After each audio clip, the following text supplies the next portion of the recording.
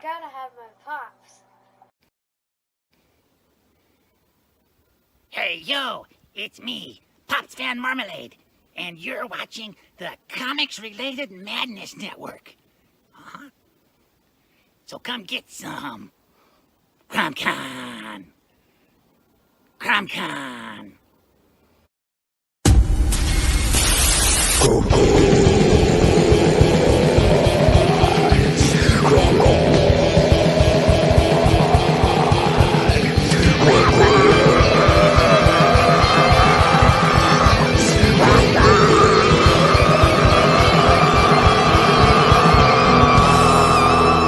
Come get some.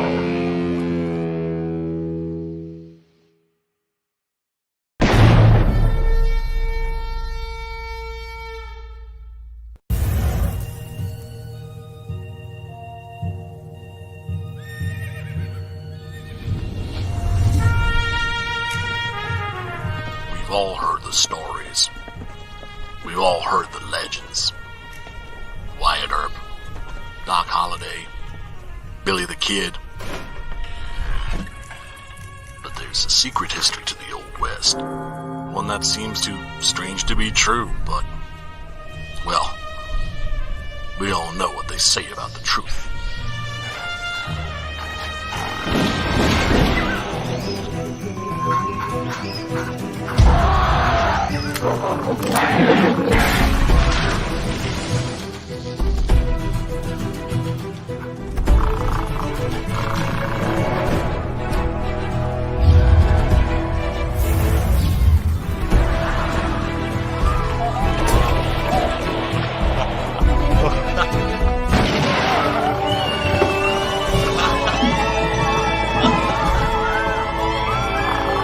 Very big ape, very big guns, blowing very big holes,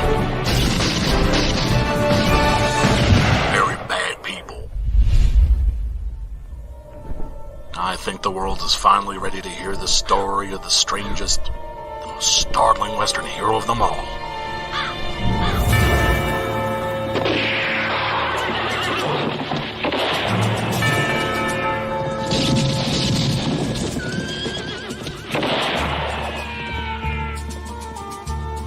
Six-gun gorilla, long days of vengeance.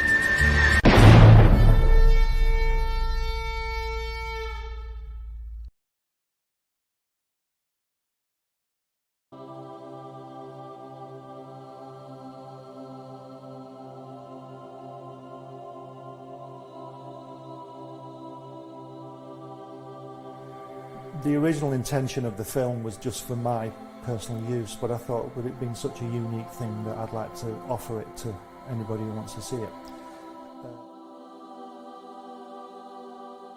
Things like that. And it's just a unique film of him. He says, I beat you. He says, they say we came in under the dead of heat. He says, that's not true because I beat you. And the American said, well, he says, if you like to think so, he says, but I know the real story. He says, I know I clearly won that one. See?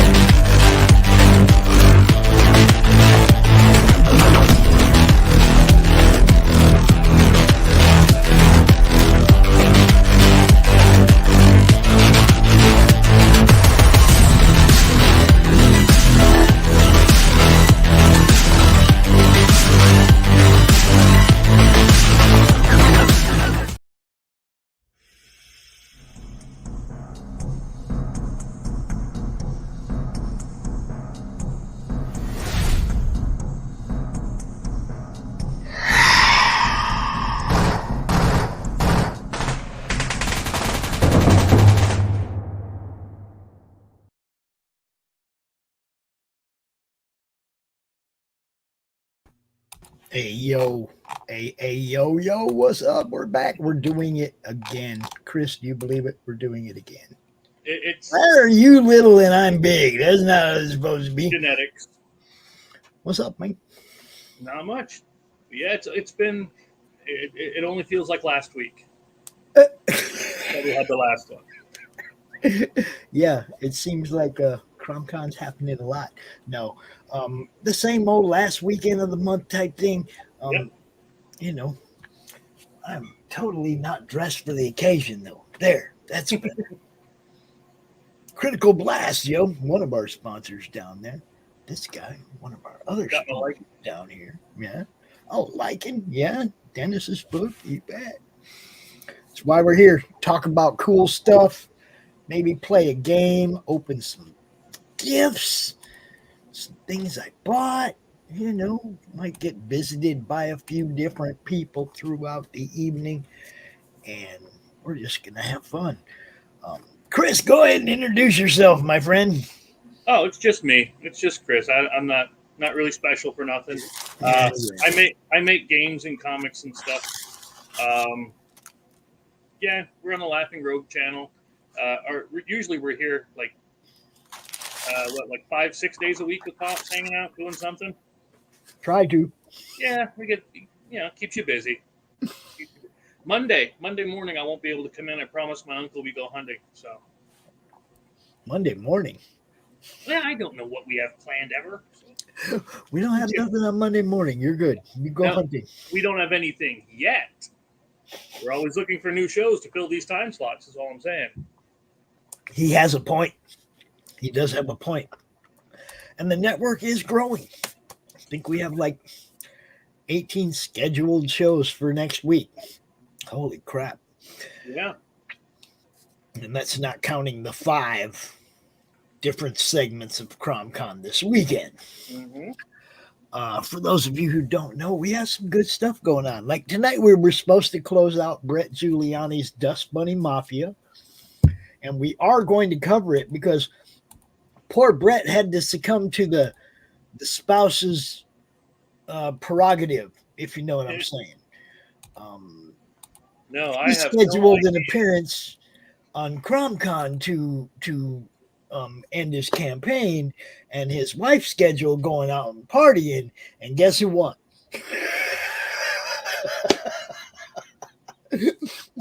So, wife prerogative. She said, "Nah, we ain't doing that. We doing this." He said, "Okay, baby." You know, that's how that works. So this is Brett's book, Dust Bunny Mafia, 1 through 3. It's business, not personal. Wow. That really fits a perfect theme for me this evening. It is business, not personal. So we'll go ahead and play this. Let's play this trailer real quick. What do you think? I had to mute myself.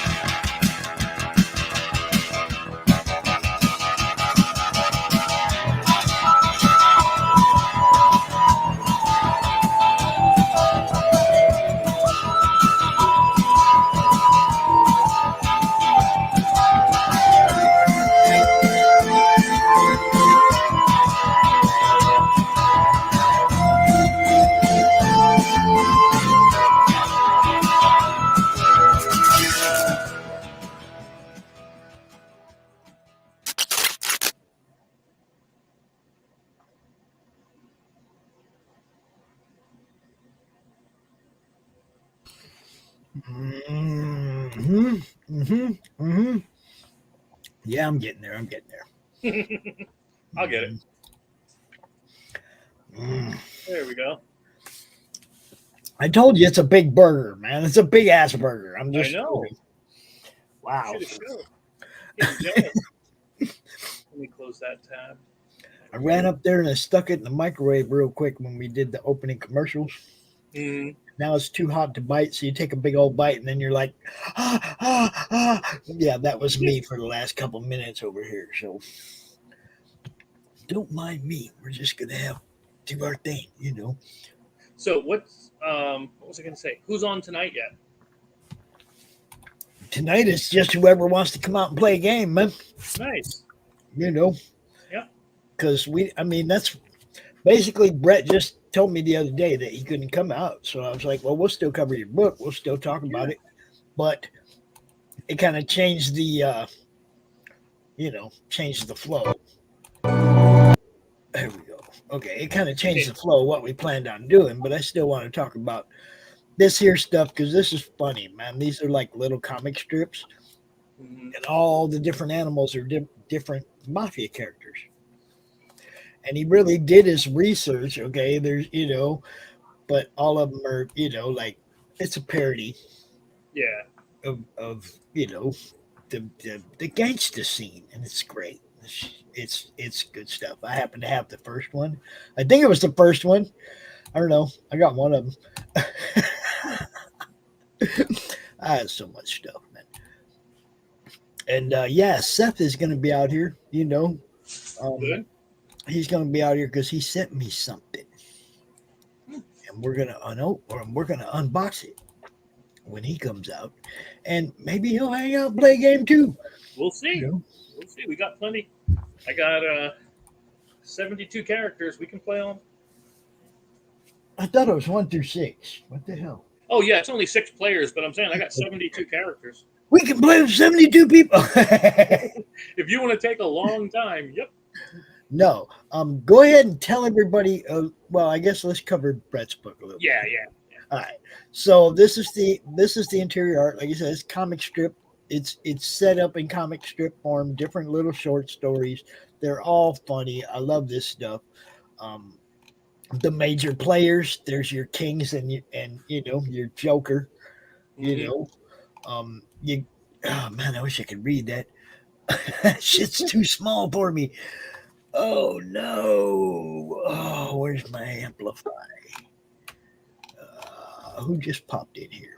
We got a visitor. It is Mr. Sept. There he is. What's happening, my friend? Checking my audios at the moment, but it seems you're working. I can hear you. Perfect. You're good. Yep. So yeah, we were just talking about Brett Giuliani's book because he couldn't because he couldn't be out here tonight because his wife decided they was going out instead. So, so we just covered it for him a little bit. It's Business, Not Personal is a third full-length Dust Bunny Mafia comic collection. It's been over 2 years since he put out a large volume of work, and it's time to get back to collecting and sharing these stories with the world. The main chapter of the book was created and published online several years ago, and it's still one of the favorite stories that he's written, and it really opens up the world of Fairview. With that in mind, he delved hard into creating a cohesive and fun book with lots of new material for Dust Bunny Mafia fans, old and new alike. So, who's going to love Dust Bunny Mafia? Well, anybody that likes mafia-related pop culture, Godfather, Goodfellas, Sopranos, etc., etc. Lovers of Saturday morning cartoons and Sunday funning papers. People who like Looney Tunes and Animaniacs and collectors of high-quality independent comic books. There you go. There's some milestone bonus gifts. Let's see, campaign exclusive. You got poker chip. I do got a poker chip from that last campaign. That's cool. Yeah? Yeah, I do. Mobimal monster animal commissions. In-book monster animal character cameos. And a t-shirt. Dude had a good, the first campaigns, the one that I was involved in last time, it was fun. Promoting his stuff is fun. Didn't get to see him as much this time around. We did have him out, but usually we get him out 2 or 3 times during campaign. We'll definitely get him out for the unboxing, though. Yes, we will. Got some comments from fans. Yeah, lots of comments from fans. Satisfied customers. All that stuff. Mm-hmm. And Brett's a good dude. There he is right there. Brett's a good dude. He's a nice guy, fun guy to talk to. Interviewing him is easy. He's a very easy interview. He has a lot to say, and it's all about his stuff, and it's cool. He understands promotion, and as you can see, he's trying to have fun. You know, these are all short comics, and it's all good stuff, man. Got rewards. You can get the PDF for $5. Mm-hmm. The Soldier is Business, Not Personal digital book. Okay. Made member, the digital book and the soft cover and the poker chip. The bookie, you get the digital, the soft cover, the poker chip, and the past DMB book, one that you didn't get. I got the one on the right. Over there. I've heard of it a few times. This actually looks really interesting. It's funny, man. It's good stuff. You got the capo, and if you're not the capo, you ain't a nobody. I'm just saying. You got a wise guy. You got everything. This is cool. I love the setup. The underboss, the boss of bosses. And all these just get bigger and bigger, right? Mm-hmm. I like that. I like the cigar box. That's badass. That's really impressive. I do like the cigar box. What's up, really dude? cool. That underboss, $99. The wise guy. You get Kenny the Crypt plush. Oh yeah. Dude's got a lot of different stuff up in here. And it's funded, so you're gonna get it. Mm-hmm.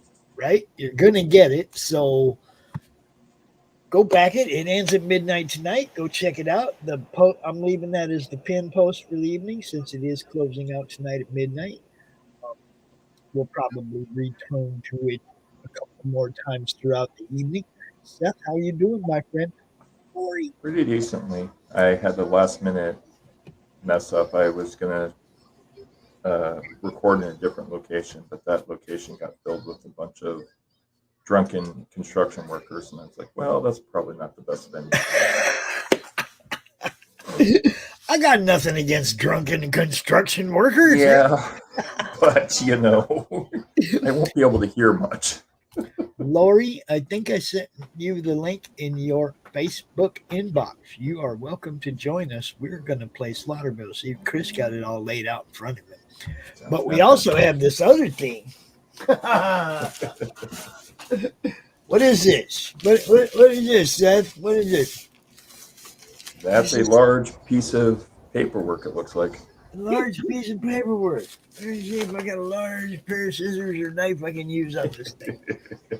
Oh, scissors. There they are underneath the burger. Okay, I got you. Scissor. Let's see if we can do this without messing anything up.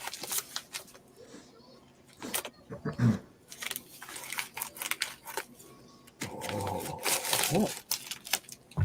All righty then. Now, see, I've already seen this. So, for me, it's not a surprise. But I didn't show it to nobody else. So, for everybody else, it's a surprise.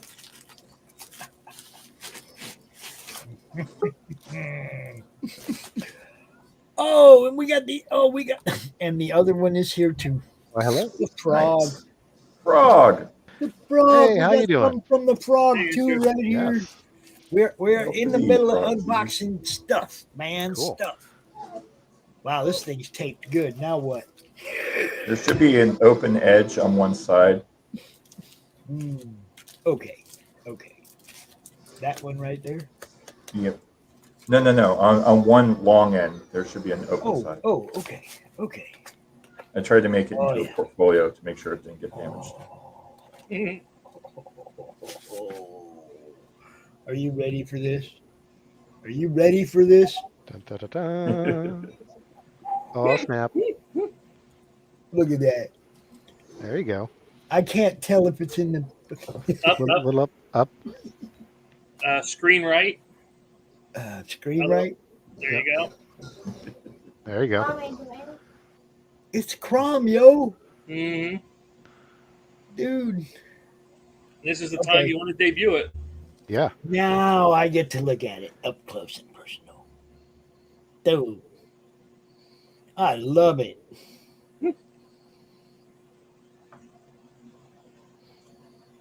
Oh, no way. You put Bill Moss on the label of the bottle? Dude. Hold up. You got, look. You guys know Bill Moss did a piece for us a while back. And I think I have it on my avatars. Hold on. Oh, yeah, there it is. I want to show this to you guys. You're going to love this. See the avatar, right? Yep. You see that, Chris? Mm-hmm. Now watch this. Look at the bottle. Very nice. Look at the bottle, dude. It's homage to Bill Moss on the bottle, dude. It's freaking awesome. All right. The Wanted poster. CRoM on the Wanted poster.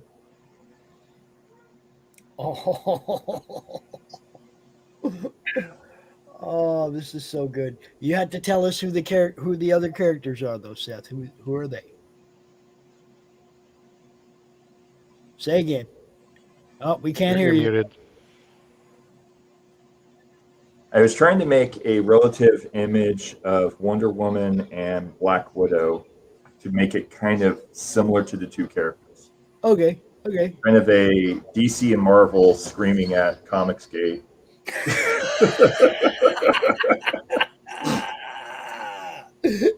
Oh, man, this is great, dude. Without being exactly DC Marvel. What am I going to do with this thing? I need a frame for this thing right now.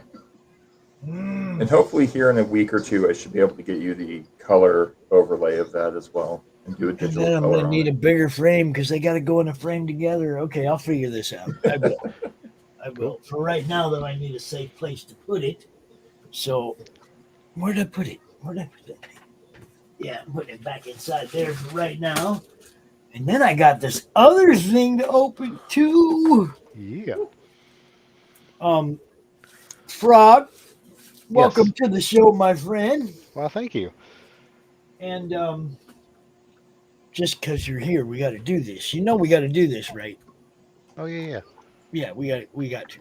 It's because, you know. Man on a mission, I'ma get it. You know I be on a what? Yeah. You know I be on a what?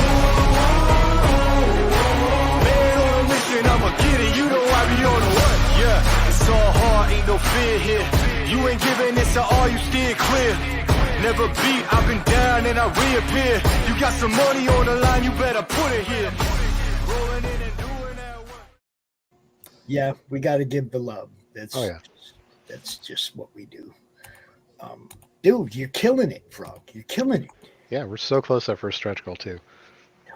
Dude, Nice. just that close to 5 figures, yo. Yeah. Oh, Killing it. wow. Yeah, that is impressive.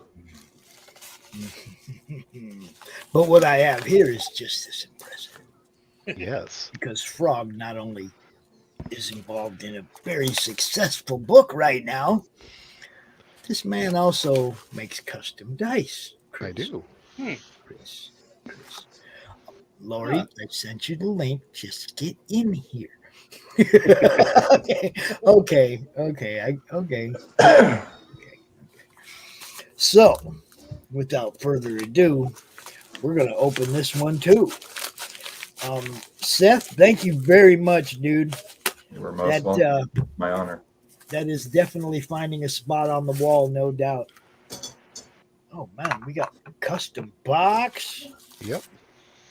A little note. Yeah, well, not no. I guess yeah. Okay, It's there a it note. is. There it is. a Man, signed what note. you think I can see that little teeny tiny? I gotta find my glasses to read that, man.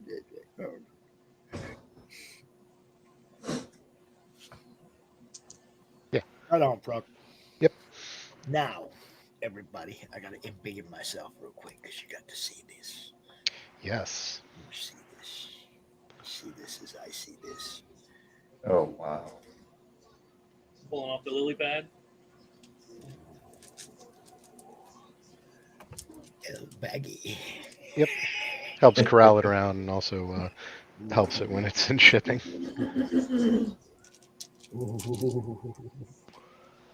Oh, There we go. Look at those. Oh, wow. Those they are the gorgeous. CRoM dice. Look at that. Mm. Look at that. Those are Yeah. beautiful. Thank you. Beautiful. Heck yeah. Now, what's special about them, Frog? Tell me. Tell me. Those ones, if you take them out in the sunlight just a little bit, they're going to glow very, very well. So Oh, these are wow. glow in the dark. Oh, show me that one again. Go back one. Oh, That's the nice. D4 you need. You don't do the damn triangle D4s. Crystal, that's the one you want. I'm a Oh, I, dice. Yeah. I included the triangle D4 as Yeah. well, just in case. You need it for self-defense. Yeah, if you need Yeah, to step the on that late Caltra. at night and die, yeah. Those crystal the long D4s are my favorite. I tell you, not enough. Yeah, Now look, I you like got me. Way to play. How can I get some? Just hit me up on the DMs. Yeah. Yeah. I'll make sure you connect, you know. All right. Yeah. I told Pops earlier, I'm like, I collect dice, right? Yes, he does. He also makes all these games, Frog. Yeah. You know, Gone Hunting, Gods of Metal, and Slaughterville. That's all Chris, man. Makes all that stuff. Oh, these are badass. I know. You don't know. No, let me tell you something. And Brad can vouch for this. How many times I've walked past a table at a con that had dice going, "Oh, I need dice." Okay, but not buying them because they weren't the dice. I needed something that was, Cromtastic. yes. There you go. Fantastic. That's a perfect word for it. Thank you so much, Frog. These are killer. Yeah, my Y'all pleasure. need dice. You want custom dice? You want maybe custom dice as some kind of a add-on or giveaway in your campaign? Hit the Frog up, man. Just saying. I'm definitely considering it when I finally get ready to launch Run. I definitely could use custom dice for it. Yeah. Dude, these are great. Nice, sweet little box. Yep. Mhm. That's impressive. Yeah, and the box is made at the same time with the same resin, so Oh, that wow. box will Oh, also wow. glow in the dark. It also glows. It hold on. does. I'm setting it right here under the lamp for a while. We'll see what happens. Yeah. We're going dark in a few minutes, yo. Well, if you have a UV light, it'll also charge up on a UV light. Oh, good, because that's what I got behind me. Yeah, there you go. Dude, thank you guys so much. That's awesome. Yeah, no problem. Right. Let's go ahead and go over your campaign real quick, Brock. Tell us Sounds a good. story, man. Hi, this is a story of a man turned into a frog by a voodoo priestess. He must undertake a quest by death itself to kill a god to regain his humanity and win back the woman he loves. A classic fairy tale story, as it were. So, in this case, a humble mechanic is having a bad day. Everything's getting a little bit to him, and he snaps at an old lady, which you should never do. And this is not only that. So this is an all-ages book. It teaches you life lessons. Be kind to the elderly, because you never know when they might be a voodoo priestess that'll curse you to become a frog. This is true. It happens all the time, right? So, yeah. So he goes back to the old lady and says, "Change me back," and she gives a very valuable life lesson. It's called no. So as he's leaving that, Death encounters him and says, "I can help you, but you must undertake the quest for me. I need this horn from a god. With that power, I can turn you back into a man." So he wanders the underworld, trying to find this god to slay it, retrieve the horn, and regain his humanity. and win back and get back to the woman he loves. Nice. So, should we play this trailer? Yes, that trailer is one of my favorites. Yes, he said yes. All right, we do this. I mute myself.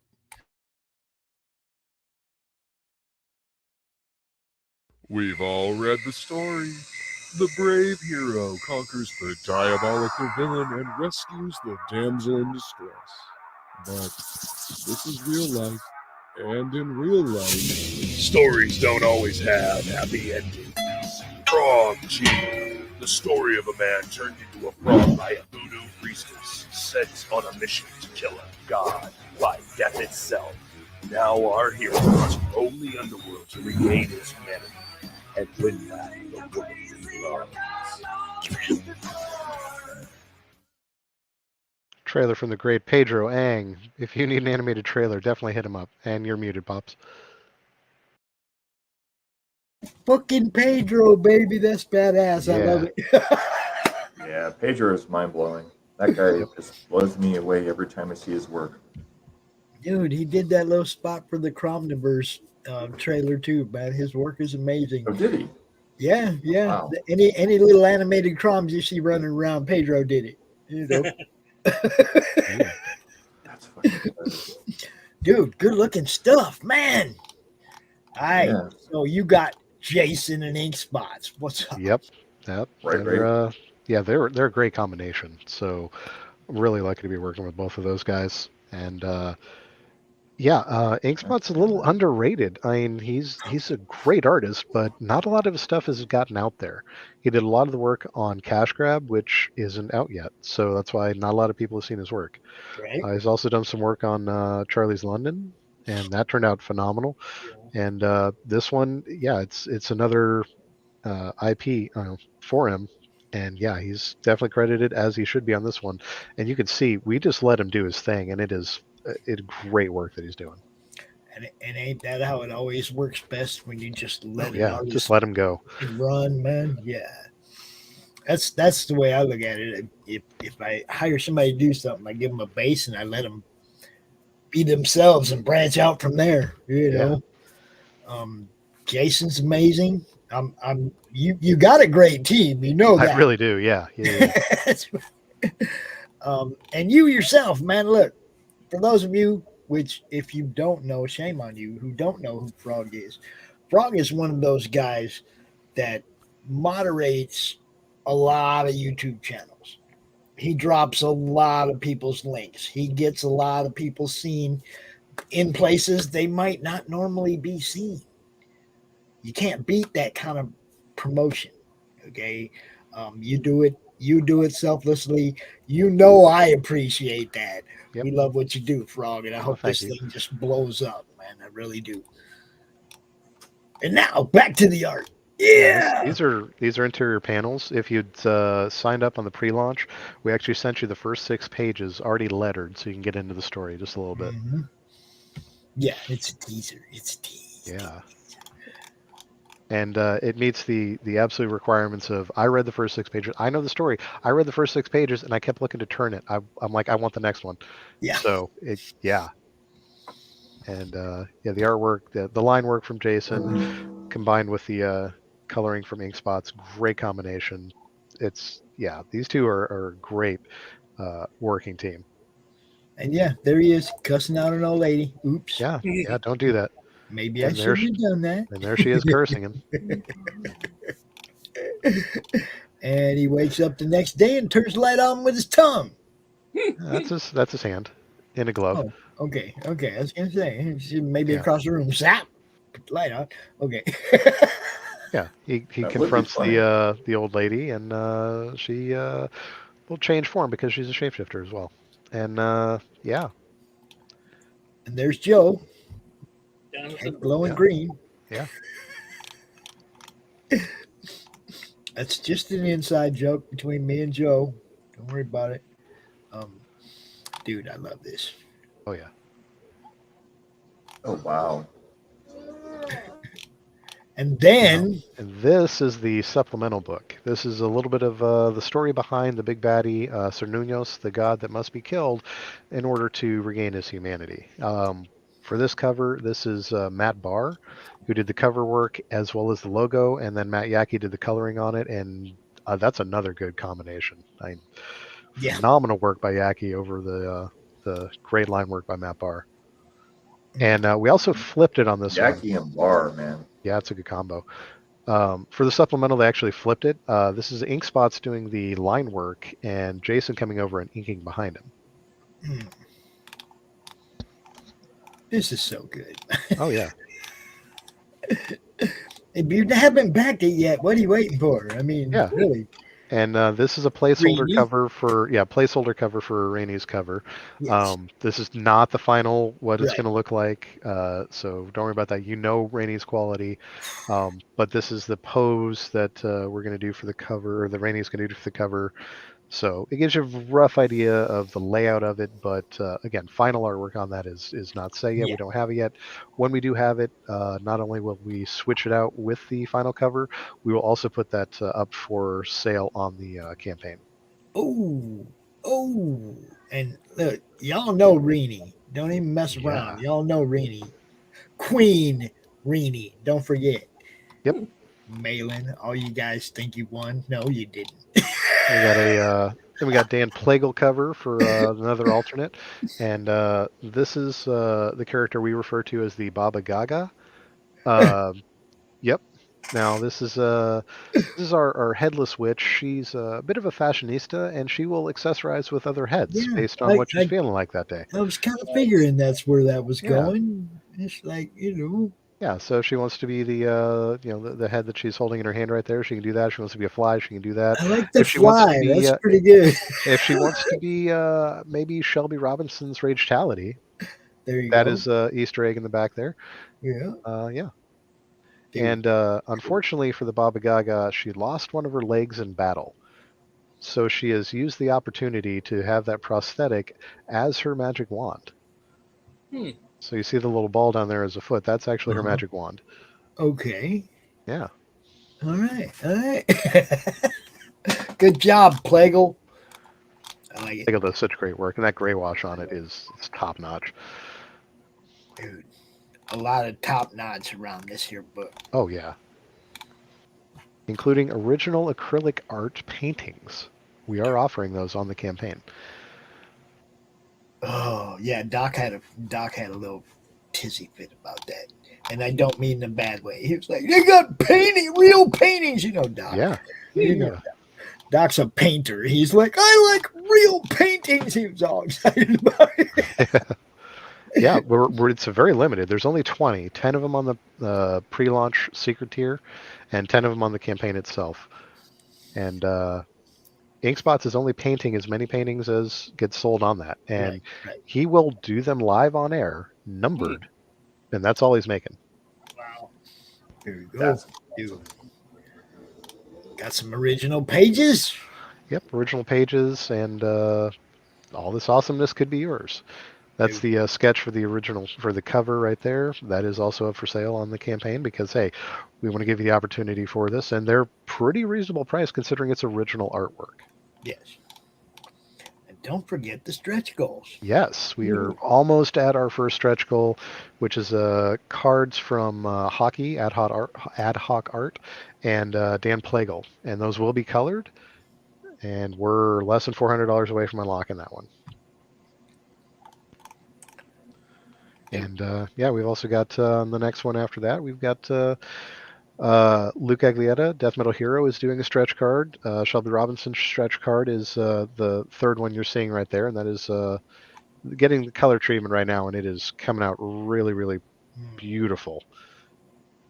But for those of you who did not recognize the name Luke, the Luke is also the guy who did the voiceover for the video that we played. Yes.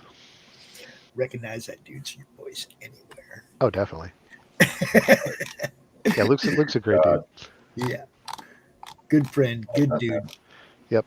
All kinds of killer stuff here, you guys. You got it. And one thing we do want to point out is if you want original artwork, it gets expensive. We want to make sure that you can afford original artwork.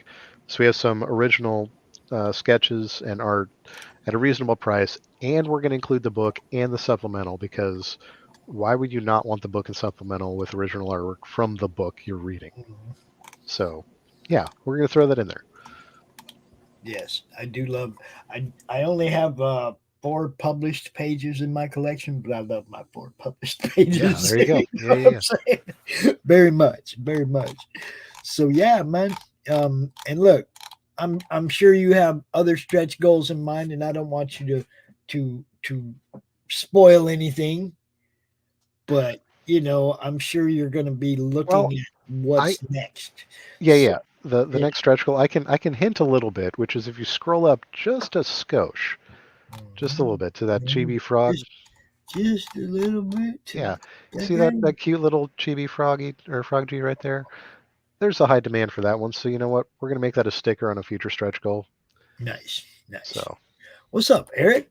Who's Eric Boyd sneaking up here? Shadowlock. Yeah. I'm getting all into this. I ain't even seen the chat. I'm sorry, guys. Welcome to CRoM Con 29 kickoff show. You know what? We are going to be playing a game here, guys. Yeah. We're actually going to play Slaughterville tonight. There you go. I'm not going to keep Chris up too late, but about 10 o'clock. Take your time. I don't sleep. Yeah.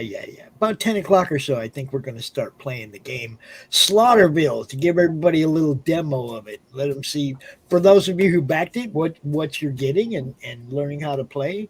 And, Eric over here, this guy's going to be doing a show on the network next week. Nice. He's going to do a draw stream for us. So, cool. I love bringing new people into this and being able to back out. This is my baby, CRoM Con. This is what I want to do. You know. What's up? They were showing her sketch. Is it Rinny's sketch up there? And I'm like, that's better than my 5-hour trying. Rini went out there against the Kings and whooped all that ass. That's all I'm gonna say. She can draw, boy. She can draw. She is mind blowing. I've been following her for a while and blown away by all the work she puts into Fiendish. Matter of fact, 2 months ago, CRoM Con, while Chris and I were hauling ass up the East Coast trying to get to a bus in time after the Savannah Comic Con, Rini and RJ were out here on the show together doing the final panel on Sunday night. I didn't even get to hang out with her. Oh man, that's unfortunate. I know. wow. Everybody else got to hang out with her. We were driving down the road trying to listen. Yeah. And if any police are listening, we were doing a respectful speed limit and obeyed all traffic laws. Yeah, this one does. Yeah, that's kind of. And yes, there We were is right drifting there. in a Prius. I have That's disturbing. that book and Hex's Nephilim Squadron are on the top of my to-read list now. Fiendish and Nephilim Squadron, the next two I got to read. So I'm getting there, really. Yeah. I am getting there. I'm getting to it. Her work on Fiendish, the entire world she's developed is unbelievable. Yeah. Like years and years and years of work to create this entire universe, and the Fiendish comic line is just like a toe in the deep end of everything. She put in. Upside down. Look, I'm not drinking enough yet. Right on. There it you go. is. Yeah. Right on. There it is. Yeah. Hi. What is up, Jerry Jarrell? What's happening? And yes, we are always all in different time zones. Sometimes we'll have people out here from New Zealand, Australia, America, the UK, everywhere all at once in one stream. It's kind of great when we get that, when we make that work. Yeah. So yeah, you guys go check out the frog. Let's get him over 5 figures real quick. Let's get this one up there. If anybody in indie comics or Comicsgate deserves to have a very successful book, it's that guy down there. Oh, thank you. You know, like I say, he's been helping a lot of people get seen for a long time, and I appreciate that. Okay, because I work at doing that myself, so I know what is involved in it. Sometimes, you put what you want to do on hold and you do what you feel you need to do. Man, tomorrow morning I can't go watch my grandson play. Tomorrow I can't go watch my grandsons play football because I'm gonna be here doing CRoM Con. But I chose that. This is what I chose to do, and I have to do it. This is what I deal with. But man, I want to go watch some boys play football. I ain't gonna lie. Yeah, fair enough. Well, unfortunately, guys, I need to hop out. So, yeah, glad I could come in for the unboxing. I'm glad you like the dice. Glad they made it there safe. Oh, hold on. Hold on. Let me test something real quick. Let's see. I can't really tell because the computer's. Let's see. Oh, there went the lid. Okay. No, not enough yet. Okay. Okay. I'll have to give it more light. Yeah, just put them back in the UV light there. That'll you can charge them up, check them later. Cool. Thanks a lot, Frog. Appreciate you, brother. Yep. All right. You guys take it easy. I'll see you later. Hey, man. Have a great night. Let me know where I can get some. Oh, I'll hook you up with him. Yeah. I'll hook you up with him. No problem. Good stuff, guys. I am going to go stick this underneath the other light, though. Make them really low. I want to know what they look like. Man, Hill, how you doing? Yes. See, there's one from Australia right there. I love it. I love it. And, man, what time is it in Australia? Can't remember. I guess it's more like 14 hours different from us, if I remember correctly. But the other way from England, so I guess it's okay. It's like afternoon there or something, or something like that. Noonish or afternoon. Anyway, hi Carrie. Look, now we got people popping in. What's up? We are gonna play this game. Like I said, about 10 o'clock, we're gonna play Slaughterville.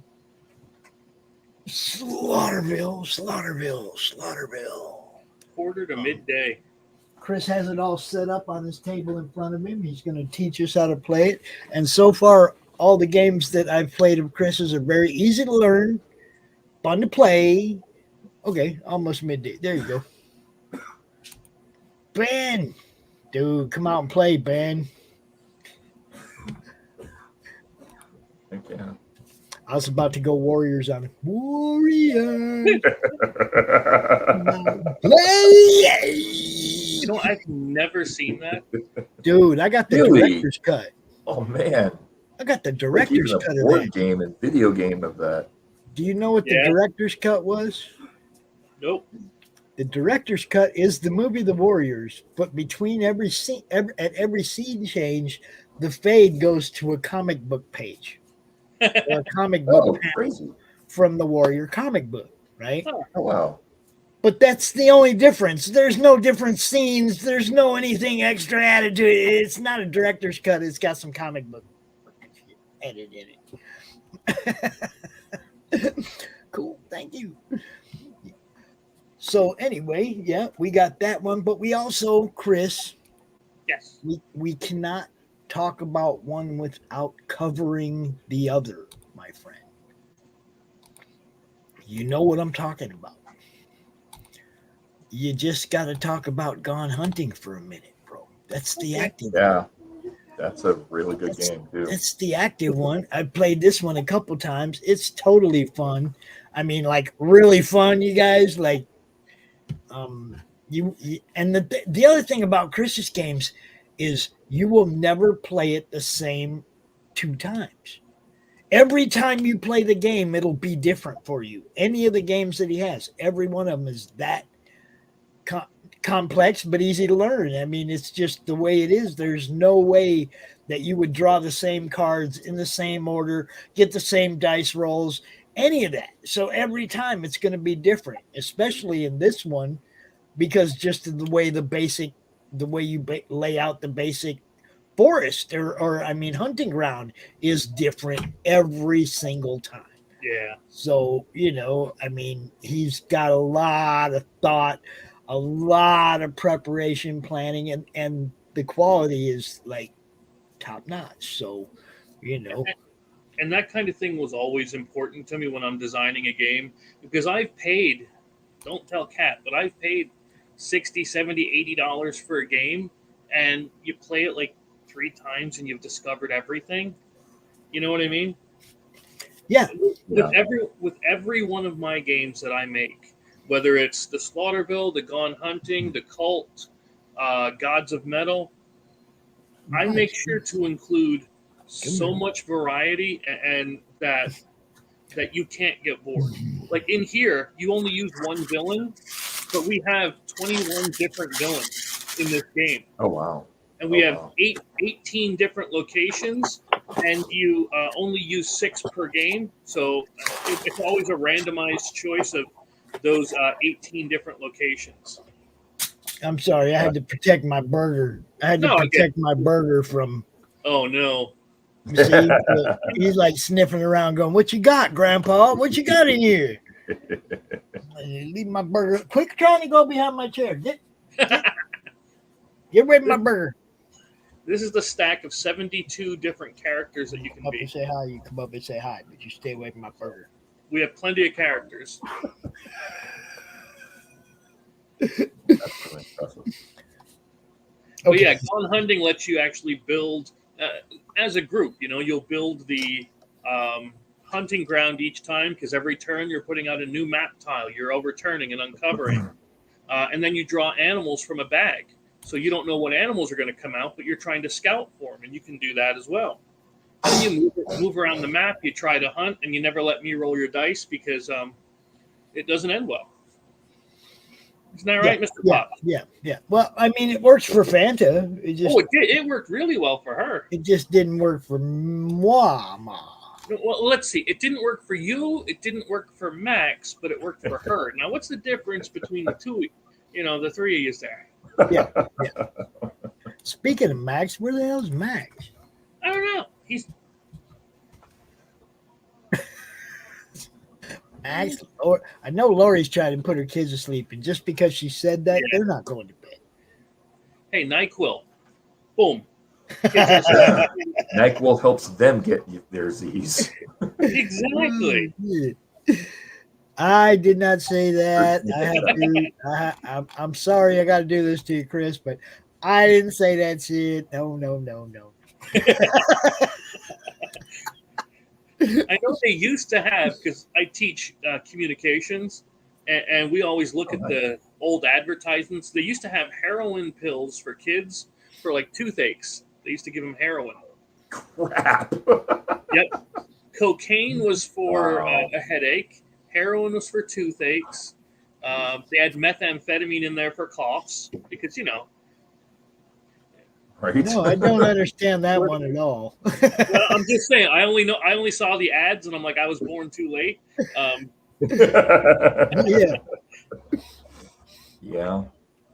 The ninja. You wonder why World War II was on fire. Exactly. I mean, we know. Dude, they would fight anything. They had because everybody there was like, you get a slight cough, you're on heroin for 3 weeks. Oh man, I got a cough. See, now I want to play Gone Hunting. Yeah. Well, we played it twice this week with you, and then last night we played it at the gun shop. A gun shop hosted us, and we played it there for like 2 hours. He actually said he's going to be a retailer so when this thing funds and when it gets out into the stores, he's going to be a retailer. It's a good market. So that was pretty cool. It's a real good market. Yeah. And we have, not only do we have the game, of course, and you can download the rule book as usual. We got to show you the contents of the game. We have videos for setup, videos to teach you how to play, but we also have add-ons for all my other stuff. The 2 Slaughterville comics, the Gods of Metal game, Slaughterville 2, Slaughterville Director's Cut, that giant box that we saw before. We're also doing what I call ammo crates, which are down near the bottom. Ammo crates are kind of like stretch goals, but we just unlock them each week. You don't have to earn anything other than just, hey, it's the end of the week, which that's Sunday. Yeah, Sunday I'm going to unlock the first one and show everybody what they get. And then next Sunday, then the one after, and so on. So yeah, and every stretch goal is all about making the game bigger, better, and more interactive. That sounds really But sweet. And I promise you, you're not actually killing an animal. I had people yelling about that. They don't like killing animals. I said I don't cage them and take them to your house. It's just Right. it's a cardboard square and you're rolling dice. You know. Yeah, you're not actually killing an animal. Yeah. No animals are harmed in the making of this game or the playing of it. Exactly. Unless you drop the box on like your dog or something, then Yeah. I can't help you there, fella. Oh. Anybody wants to come out and learn to play Slaughterville, hang out with Chris, and play this game, let us know. Should we just put the link in the chat? Screw it. Yeah, I would. Yeah. Let's put the link in the chat. If Jerry, you're cool, if you want to jump on. if you're cool, if you're one of us, you want to I come out. personally know Jerry. I've known him for about 12 years. I would say, yeah, Jerry. I got 5 of them, and you have to. Sometimes you got to trick them to get to bed. Yeah, if we get another Or person Who Made out Angels here, in the we'll background. go ahead and we'll start playing this at 10 o'clock. We get another person or two to come play with us. And this one honestly is real simple to learn because it only ever here's the thing about the Slaughterville one. It only has 2 main what we call mechanics. You move and you explore. That's it. And but it's the villain that changes things up, that can make things different. Now, for tonight, I chose a simpler, in complexity villain, just to make it, so easiest to check out. But we have things like, I don't know if I told you, but I actually tried to get the license for Jason and Freddy for this. Yeah, really? I talked to them; they were willing to do it if I could fork out $25,000 a piece. Yeah, I'm like, Yeah. Look. I love Jason and Freddy, I really do, but so now you have the Slasher and the Dream Demon, Right. legally similar yet legally distinct from. mm-hmm. And points of distinct. That's all you need. And the Slasher is actually the villain for book 2. Coincidentally, honestly, I didn't even plan that. When I was doing this tonight, I'm like, we'll play the Slasher, and I realized, so that was pretty cool. Laurie did read the book there, Pops. She already read the book 2. So, Yes. just saying. So she gave me. I wanted suggestions, edits, that kind of a thing, a once over. So she checked it out, and we're gonna change 1 or 2 small, move a thing up or down a little bit. We're good to go. It's ready to go to print, baby. I already talked to RJ, so just so you know, RJ is. He sent me quotes for how much it's going to cost to ship, so we know how much we're going to do for shipping and everything. Oh, we're good. Isn't it nice to be able to plan that shit all out ahead of time? Oh man, it's all done. Yeah. I don't have. It's almost too easy.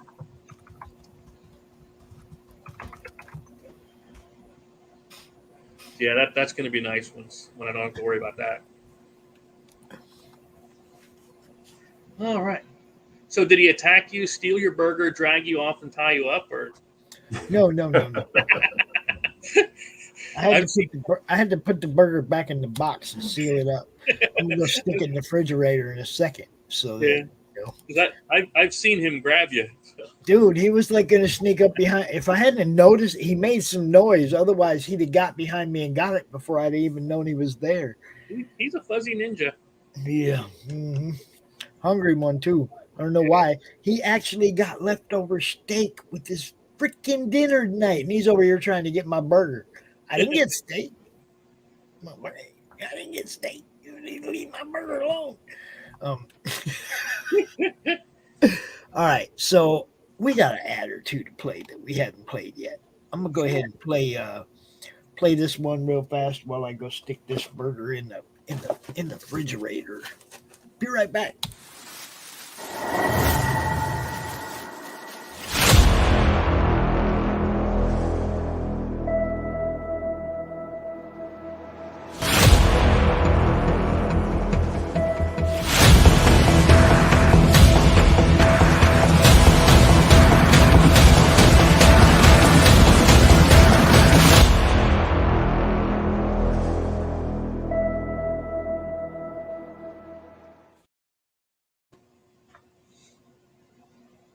That's a sweet. All right. If I knew which ads he Wow, that's wanted to really play, cool. I'd just drop one up quick. But I'm not sure which one it is. Good trailer, wasn't it? I'm sure he said something. I just couldn't hear. Did you like that trailer? That was good stuff, wasn't it? Mm-hmm. Yeah. That's impressive. I already have that one back. So. Yeah? Yeah. Good. Okay, look. Anybody wants to come out and hang out with us, play this game. Well, not Gone Hunting, but Slaughterville. Yep. Doc is not actually here. I'm just broadcasting CRoM Con to his channel. Yeah. I don't know where Doc is. He should come on. Doc a message too. Where the hell you at? It's gonna be like the old the "Was Up" commercials. Mm-hmm. Uh-huh. Yeah, there's a whole bunch of people out there. What are y'all doing? Yeah. Why that?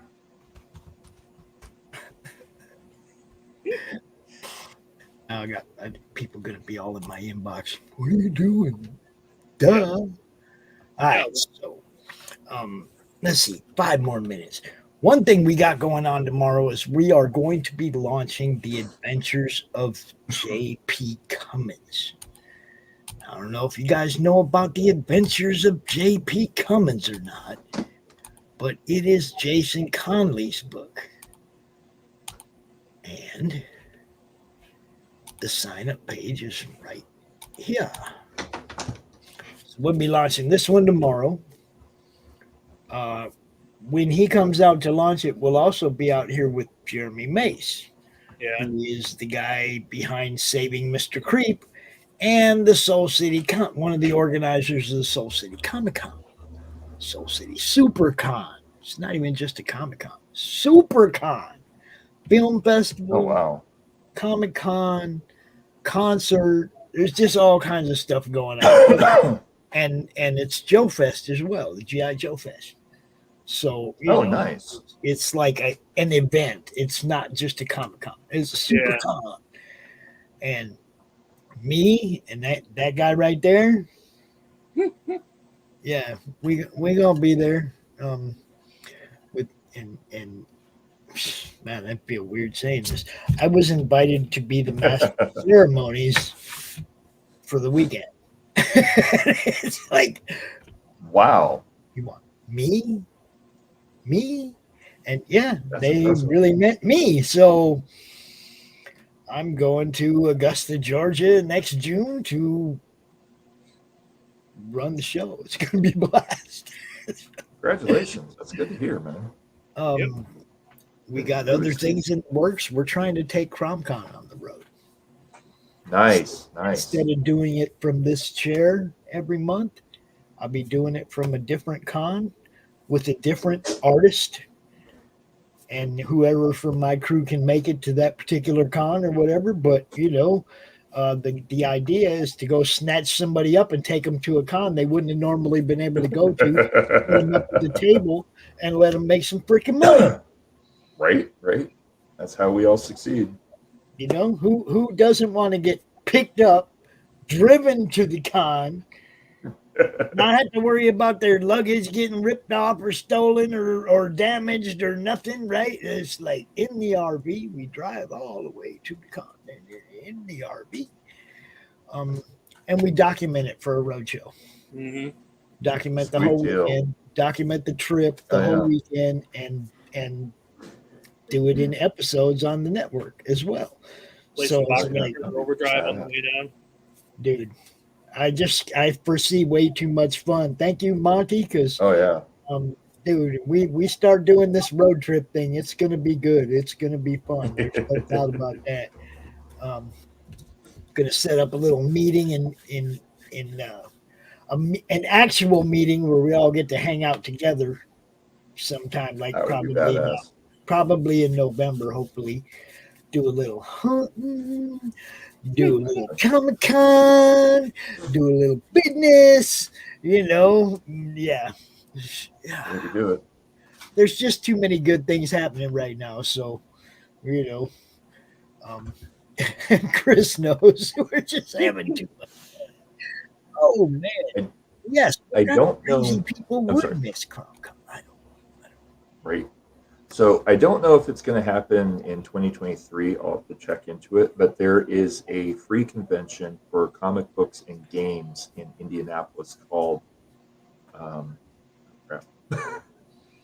Not in conjunction. Did you say free?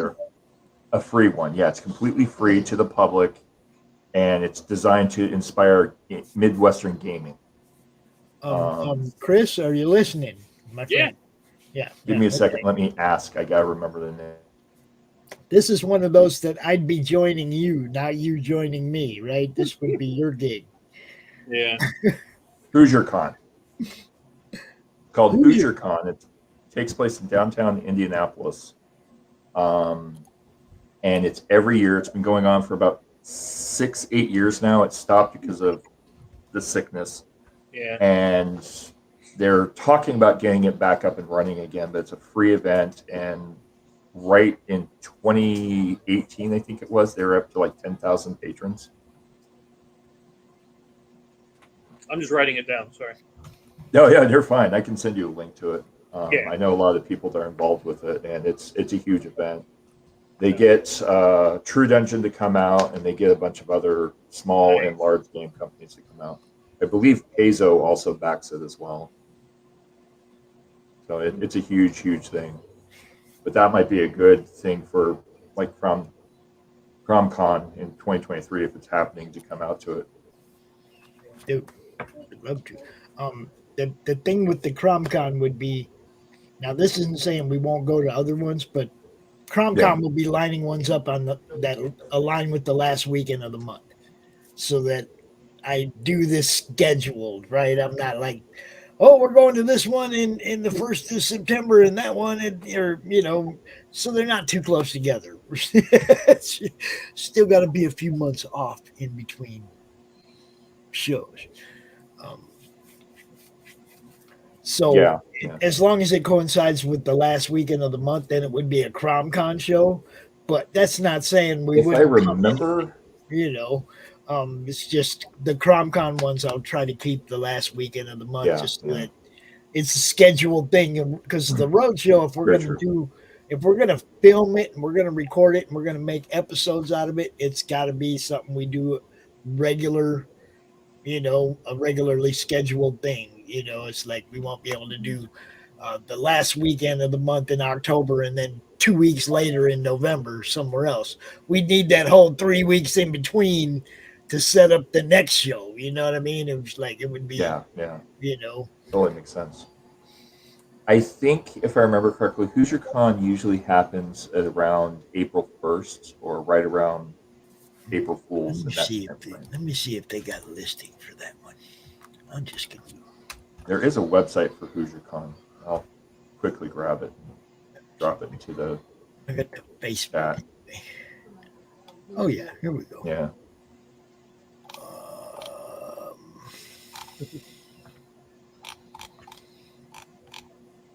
Yeah, there it is. They have a Twitter and all kinds of stuff. Their site's kind of old school, but it works. Like when you see it, it's just like, this is a kind of old school website. Interesting. Mm-hmm.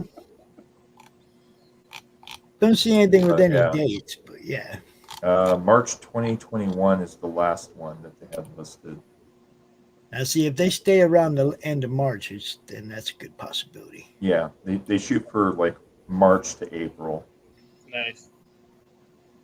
They do 2 shows. They do one in March, and then they do another one in June, beginning or like right around 4th of July. I wonder if they're in the Gen Con building. No. They may be this year now, but before they were in the Wyndham over by the airport. Gotcha.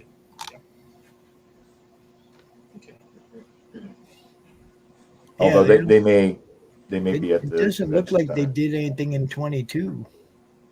Yeah, I'm not sure. Like I said, they were recently changing over, but I'm not sure what their plan is at this point. There's a lot of sudden changes after C-19 hit. Yeah.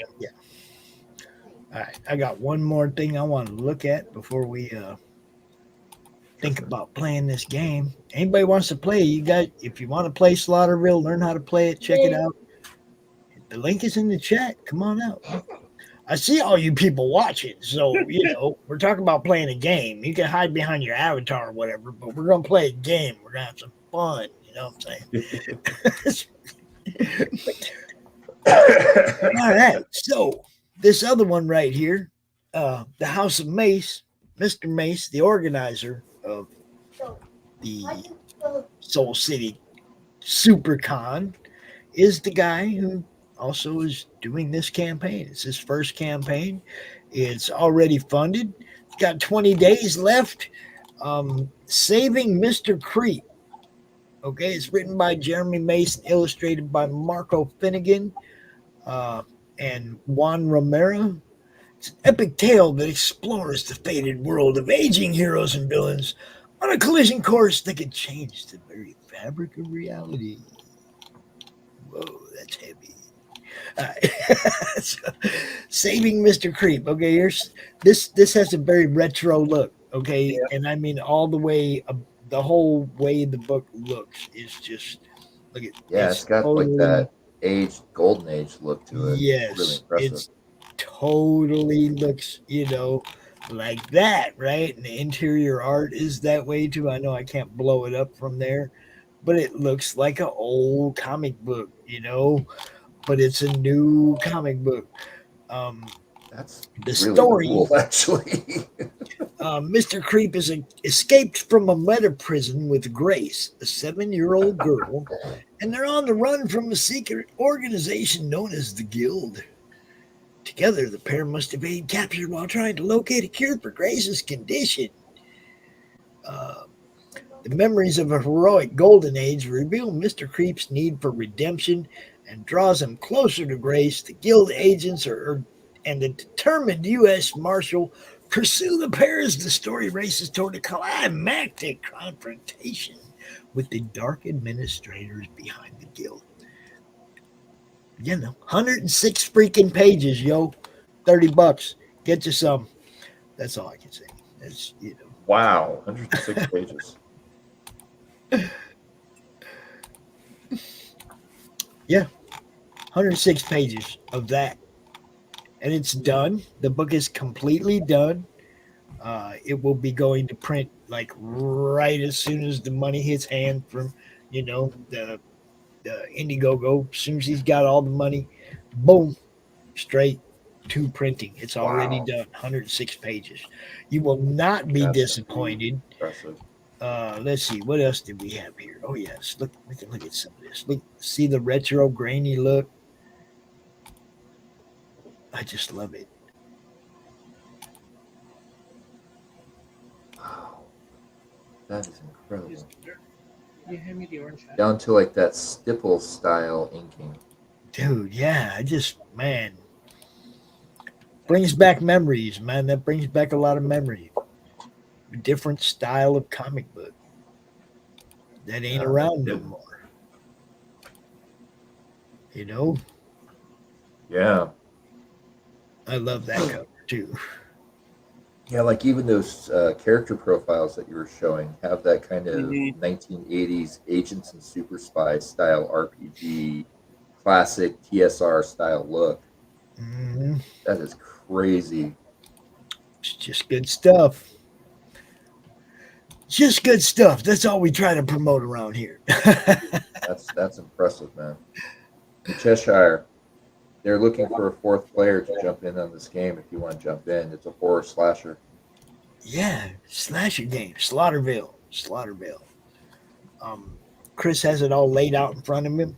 He'll be turning all the cards for us and stuff like that, but we'll all be playing our own characters. And it's a unique game. You want to tell everybody a little bit about Slaughterville, Chris? Oh, sure. Slaughterville is the small town where every horror movie takes place. And so I was trying to read what he was saying there. But yeah, it's you take on the role of the typical horror movie characters, like the people in the movies that you're always yelling at, saying, don't go in there. Well, now you have the chance to actually not go in there. But of course you do, because you can't help yourself. And you'll go up against one of our, like I said, 21 different villains if you get all of the Slaughterville packs. And 18 different locations. You only use 6. Yep, that's Elizabeth Bathory, the bloody countess herself. Mm-hmm. Yeah. And the other one that he has a lot, but that is actually using the art that was in Gods of Metal.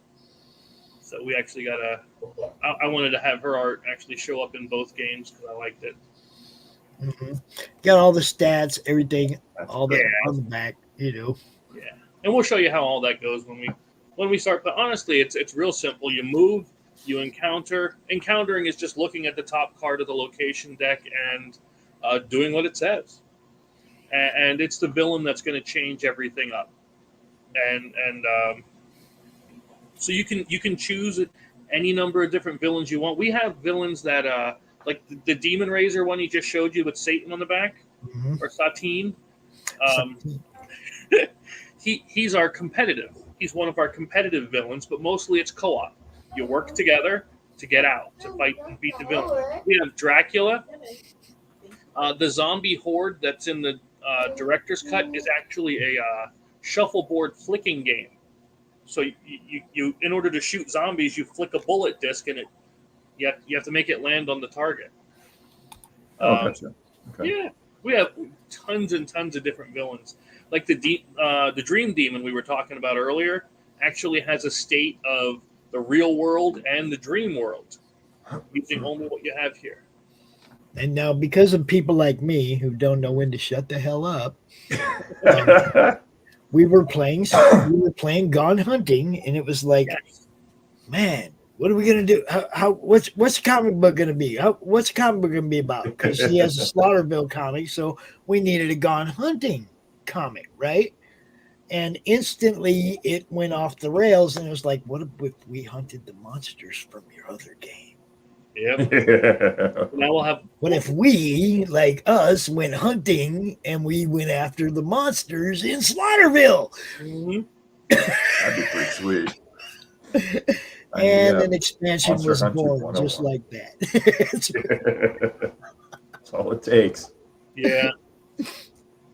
So watch out for that one in the future. Gone Hunting meets. But we got to get Gone Hunting funded first. Yeah.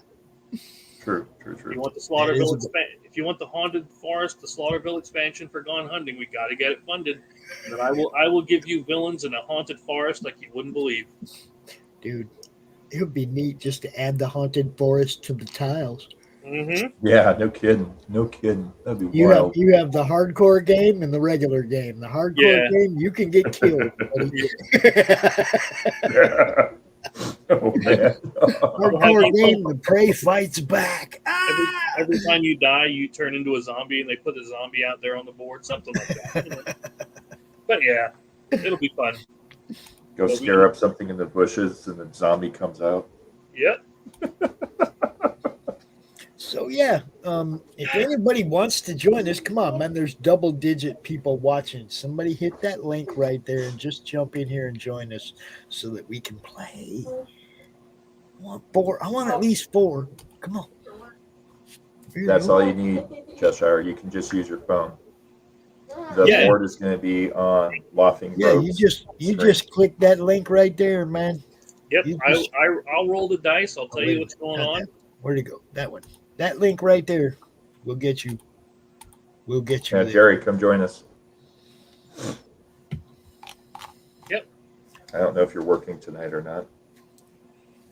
Yeah, man, let's have some fun. What else are we gonna do on a Friday night when everybody else is?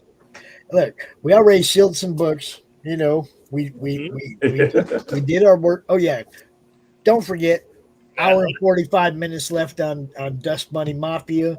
Go check out Brett Giuliani's book. Sweet. It is pinned to the top of the YouTube chat. So, you know, if you haven't, that looks really damn cool, dude. It's fun stuff, man. It reminds you of like reading the Peanuts, the old Peanuts book. Is it's just a little short.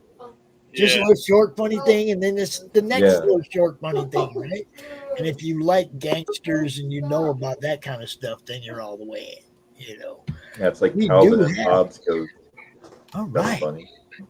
We do have your friend right here, Cheshire. Cheshire Malkovian. Is that what that is? Oh, Malkavian. Malkavian. Okay. Greetings. Yeah. I like it. Got to have creative names out here doing this stuff for sure. Oh, yeah. You know, I mean, my You're name muted. is Van Zandt, right? Right? That is very much intentional. I am doing other stuff. Okay. Oh, gotcha. I don't wanna. He just said I don't wanna. Guy. We got 4. I think we can do this. Yeah, that's plenty. Chris? Yeah. That's plenty. That's a good way to demo. I usually have 2 or 3 chairs sitting outside or at the front of a table when we do demos on conventions anyway. So it's all right.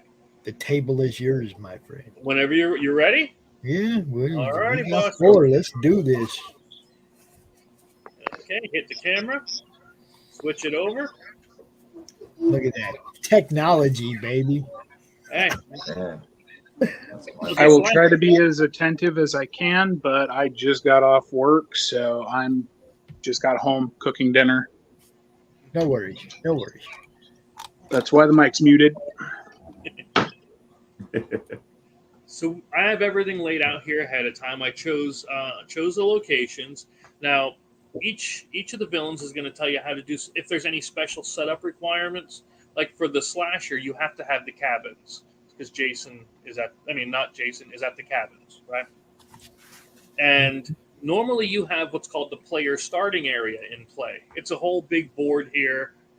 It's also printed on the mat that comes in the director's cut, but the slasher, you can't have that in because the player starting area gives you a respite, somewhere to take a rest, a break. She doesn't allow that.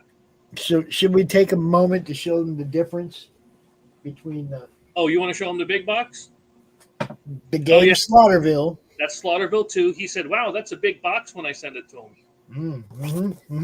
And then I send him the director's cut. You get back up here. I think it gave 47 FedEx employees hernias. Yeah.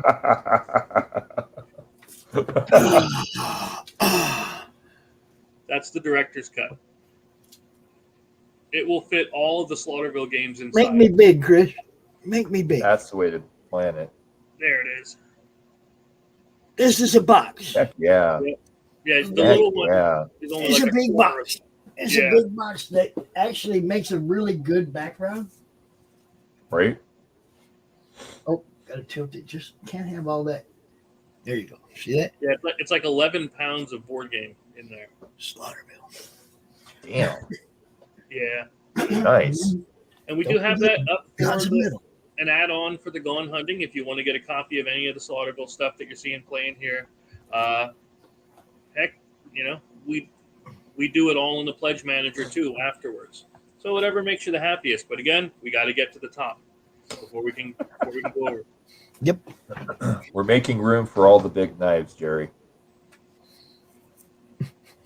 We compensating for something. What the hell? Like I said, there are 21 different villains in there. There's 18 different locations, 72 characters. It's not counting the stack of like 30-something promo cards, not counting the 6 promo cards that we're printing for this comic, that Slaughterville Book 2. We got the weather deck, which we're not going to bring out the weather deck. So there's a lot in there. That's really impressive. I like that you're actually making your deluxe edition have the ability to hold all the other expansions. That's really smart forward thinking for your product. Thanks. I have those once in a while. Not too often. Hey, good though. But the slasher, she starts off on the cabins. Everybody else, we'll start off on location 6 because it goes 1, 2, 3, 4, 5, 6. And we'll keep it in mind. I'll let you know. Now, the next thing we have to do, and it's really complex, it's not. What's your favorite color? Mine? Anybody's. Whoever's playing. I would be Black. Black's the bad guy. I would be Vikings so- purple. What'd you say? Mine would be Vikings purple. Oh my There you God, go. Vikings. There's another good color. As a Packers fan, I don't know if we can be friends anymore. No, I'm just kidding. Dude, my mom is a Packers fan. Don't give me that shit. I have to love one, not just like one. Yeah. We have yellow, red, blue, and green left. Now, Maid,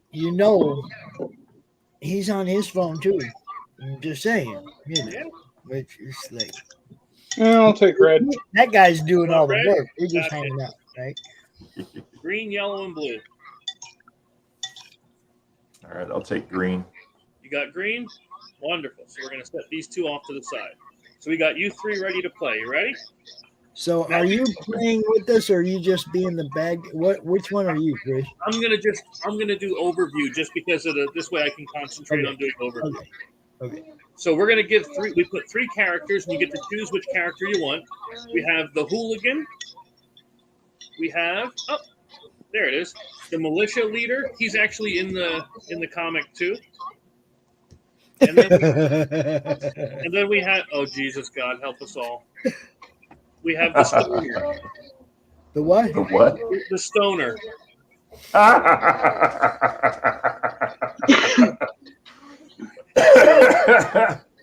Which of those closest identifies to schizophrenic with just a smidge of ADHD? The hooligan? I So don't know. That could be the militant leader too. Yeah. Right. See how he has the barbed wire baseball bat going on? I don't think anybody's going to challenge my claim to Midnight Toker, right? As soon as I overturned that one, I knew which one you were going to be. His special ability is secret ingredient. He can heal 1d6 when you spend a clue. Ooh, I need my dice. Yeah, I was going to say you have dice, so you don't have to yell at me for rolling a bad anymore. Oh, I get to roll my own dice. You should have about. That's why I got 24. dice. So which would you like to be? Me? No, well, we know you. I mean, Yeah. Okay. I was going to say, come on. so we're going to make you second. How about you? roll for initiative, folks. Yeah. Which one would you like to be? The militia leader or the hooligan? Whom are you asking? Oh, You. yeah. I'll take hooligan. I'm not one for the leadership roles. Okay. Apparently, I'm good at that, but I don't want that kind of responsibility. All right. So I'll leave these out here. You know what? Maybe I should. Yeah, I'll leave them up here where you guys can see them better. Now, the militia leader, he has a couple of special abilities. The vampire bat. He has a barbed wire baseball bat.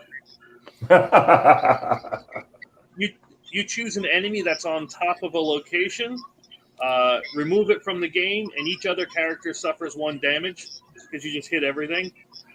Or if the villain's at your location, you can roll up to 4 dice, deal 1 damage to the villain for each success, suffer 1 for each fail.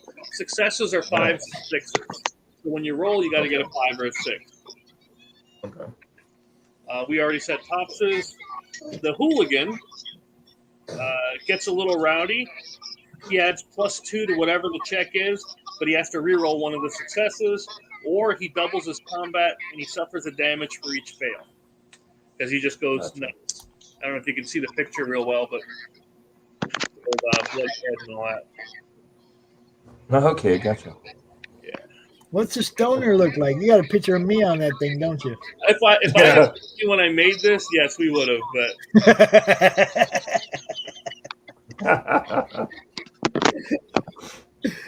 But yeah, we got to get you in here. So. Oh, there's always expansion days. Oh yeah, Yes, that's the nice thing about it. All right, and honestly, that's pretty much what there is to set up. You shuffle each of the locations' decks, shuffle the villain's deck, put it on its spot, and you're pretty much ready to go. A few things that you're able to do besides doing the moving and the encountering is when you're here, the only way she can be hurt, she can never be hurt through your attacks. The only way she can be hurt is if you come back here and you discard clues, items, or a special card called Safe for Now. Then it removes her cards from the game. And once all of her cards are gone, then she's dead ski. She's back in the lake asleep until next time. Oh, interesting. She wins when she kills a number of characters, 3 plus 7 characters. And trust me, you're probably going to die a lot. You forgot about her. You forgot about her secret weakness, taking away the debit card. Oh, Slash those prices. oh man, you could take them all down with that. All right, so how do we begin this? That's entirely up to you. What you have is you have 2 options, and you can use the same action more than once, but you have move and you have encounter. Moving is just picking up your pawn and moving it anywhere your heart desires. Here's a hint. I'm going to recommend you don't move to the villain spot because she will instantly attack you then, and she has your 3, 2, or 3. And you will get weapons. You will get items that makes your stats a lot better. Mm-hmm. But that's the point of going through the town and exploring and finding. And then encountering is when you take the top card of a deck and take a look at it and see what it does for you. Or to you. Or to you, yes. Very And he's very fair in his 2 or yeah. 4. Unless I'm rolling the dice, then it's all bets are off. Yeah. Oh, also, speaking of custom dice, you reminded me of this. This one was done by a friend of mine, Dave, and he does all of our custom D3 dice for the Slaughterville games. We usually try to put one of these in each Slaughterville. So there you go.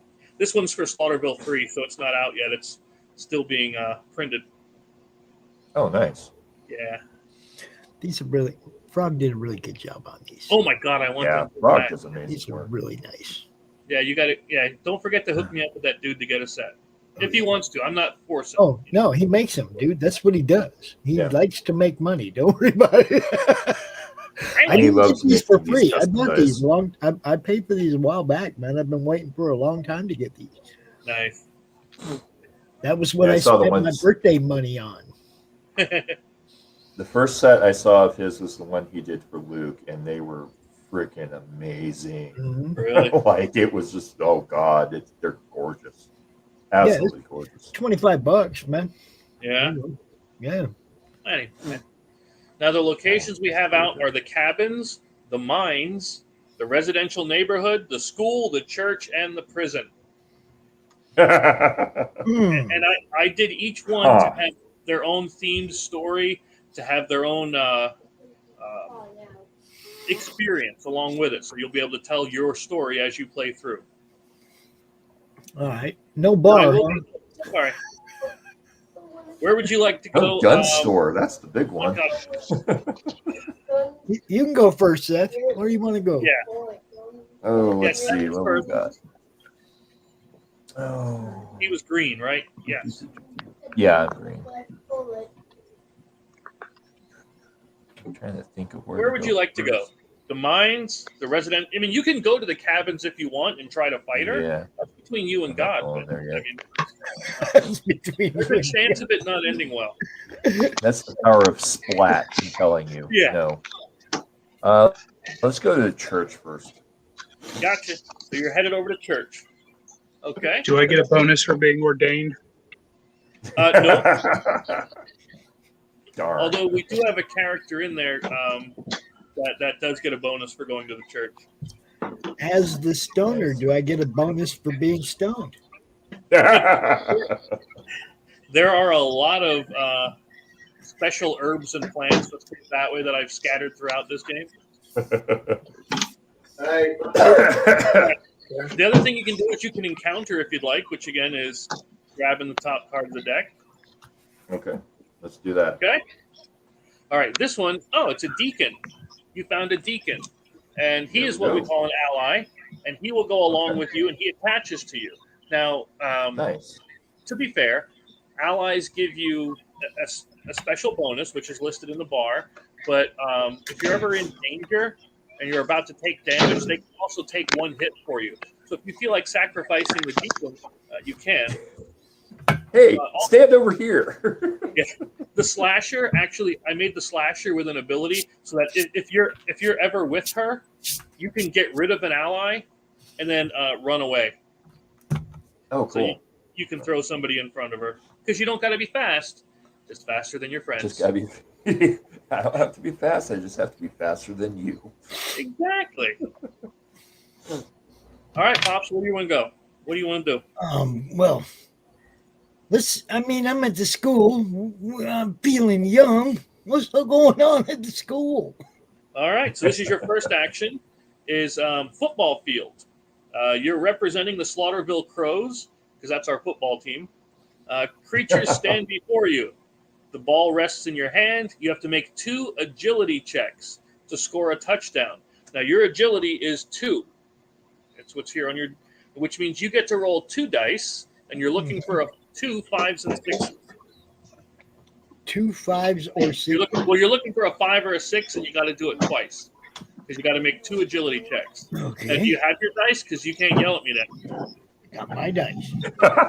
There's a 1 and a 4. Okay, well, like I said, you get to roll 2 dice per check. Okay. So you didn't make the first one? Okay. Okay.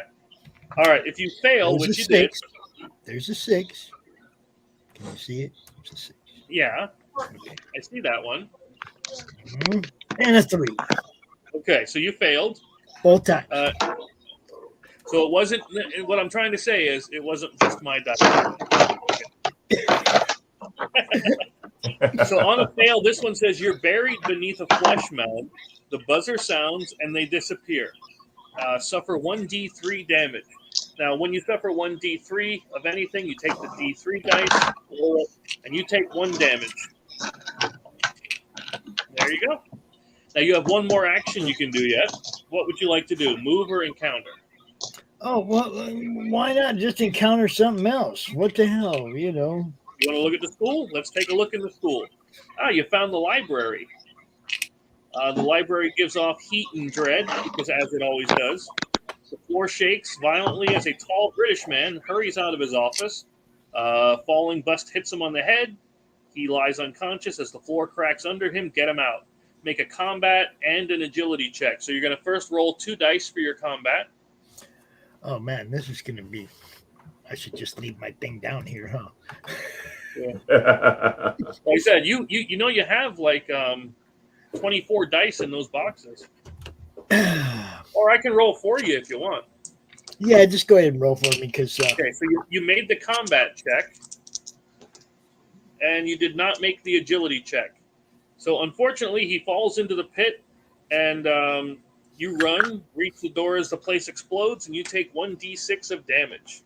You take 3 more damage. 1, 2, 3. And you have 8 health, as it shows on the bottom. I think, yeah, only the militia leader has 7. The rest of you do have 8. All right. Cheshire's next. Did he bounce? No, he's there. I got to bring him back in. He got knocked out. I'm sorry. What would you like to do? Yes. Just say I want to go to church or prison or school or Everybody wants to go to prison. You want to go play Minecraft, right? Well, I am a hooligan, so prison is always on the table, but I think I'd probably go to the mines. Okay. So we head you up to the mines, and then we take a encounter if you'd like for your second action. Sure. You found a mysterious stranger. Let's see. Growls follow a running man. He sees you and asks which version of this damn town he's in this time. A creature emerges. You get to fight the creature. Sweet. It is 4 attack, and it has 4 versus your 3. So we'll roll your 3 first. And the way combat fighting like this works is you compare successes. Whoever has the most successes wins. If you have fewer successes than the bad guy, you take damage in that amount. You got 1 versus there. 1. So you tied, so nobody takes damage on that one. And you can choose to go again or try to run away. Run! Well, Monty, I think I'll take door number 1. Okay. Let's roll again. Gotcha. You got 1 versus nothing. So you win. You hit him. Yep. You whooped on him, which means you get to attach this guy, and he gives you +1 nerve. So you get the ally. You saved him from death. Plus, because you beat an enemy, you found a clue. Now, Oh wow! Clues are used to beat the villain in this scenario. You can also use them to spend for your special ability. You can heal when you're out here with a clue. Yeah, or other cards that tell you to use one. But other than that, that's where we're at. Now that's all 3 of you guys. And then after you go, then the bad guy goes. Okay. And it tells you exactly what the villain has to do on their turn, because it says, villain turn. And on this one, all that happens is she moves 1d6. So she moves 2, because she's always moving around trying to hunt you down. And if she lands on you at the end of her move, then she attacks you. Gotcha. And then she gets to look at one of her cards. Hers is improvised weapon, and you get a chance to evade this. In other words, and this is one of the unique things about this villain too, is you get to try to cancel out the villain card. What you have to do is roll a agility, and you need 1 success per character. So you need a total of 3 successes amongst the whole lot of you. And you have 2 plus 2 plus 2, so that's actually 6 dice that'll be rolled. And you're looking for 3 successes on it. You got it. Look at that. So that means you've evaded that villain card. It doesn't take effect. And now we come back, and it is Pops' turn first. Oh, let's skip over to the church. I ain't done confession in a long time. All right, so you want to look in here? Uh-oh. I am so sorry. You got what's called the off-screen teleport. The off-screen. Yep, you know exactly what that is? It says the villain teleports to you, and you guys get to fight. Fun. Oh boy. Yep. Now, her attack is 10.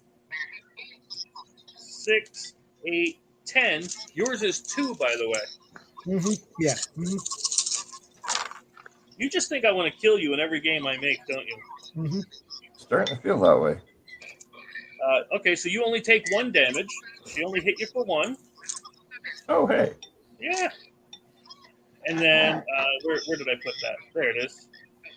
So you take 1 damage, and then you get to move to a random location where she's not. So you go to 1. Okay. All right. Now, unfortunately, there's somebody else here that's green. That would be me. Yeah. Whenever she's there with you, she's going to start something. 6, 8, and 10. And you have 3 attack, I believe, right? Oh, my good Lord in heaven, help us all. Or just Kerchak. That works too. Yeah. So 6, she got 6 on you. Oh, boy. You got 0. Oh. Yeah. So you got Ooh. 1, 2, 3, 4. You Like want I to said, hear this, man? Can I throw the deacon? You could throw the deacon in front, and he would take Yeah, that's kind of my thought. Hey, Deacon, check out this church. So he's dead. And then now you only take 5 damage. Leaving me with There 2. you go. All right. So that's and then you get to go to a random where she's not. So you get to go to. So that was really my fault for going there and drawing that card. I just want you all to know that. And I got sent to prison for killing the priest. Yep. Yeah. See, like I said, this is what it is. You're telling your own story as you're playing. That's really Pops impressive. brought in the big bad. You had to kill someone to get away, and now you're being punished for it. Yep. See, it's the whole thing. Was that no? That was your second action, Pops. Yep. Yep. All right. On to the next, Cheshire. Yep.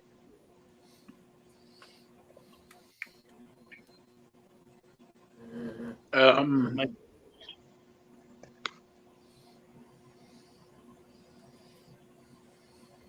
you hear me? I missed that. Yeah. Oh, okay, there we go. Yeah, sorry, my internet is just garbage. So am I needing to just call out a location, or you can explore this one twice. You can move. You get the option to move and explore, whichever you'd like to do. I'll explore. Okay. You take a ride.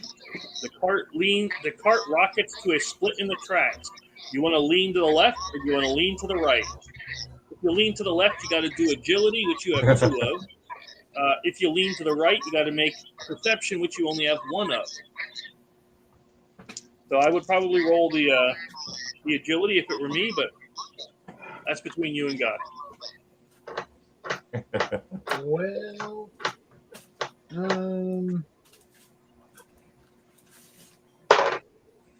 I will lean right, apparently.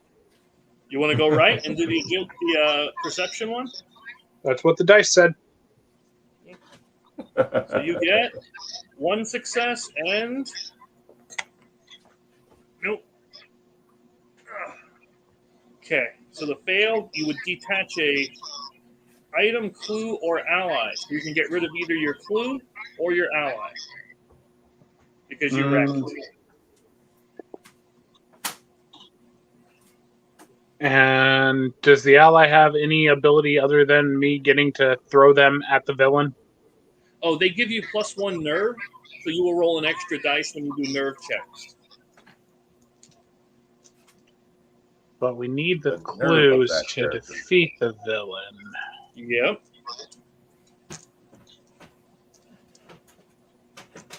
Oh no, I tried to save you, bro. Oh, if only my arms were a little longer. Oh crap, he fell out. Damn it.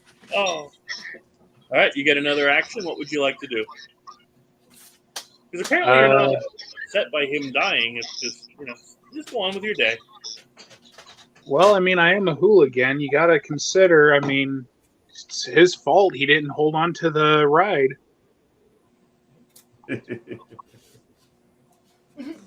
Splash Mountain, dude. You got to hold on tight.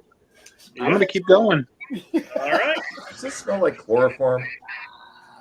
What's that? I said, does this smell like chloroform?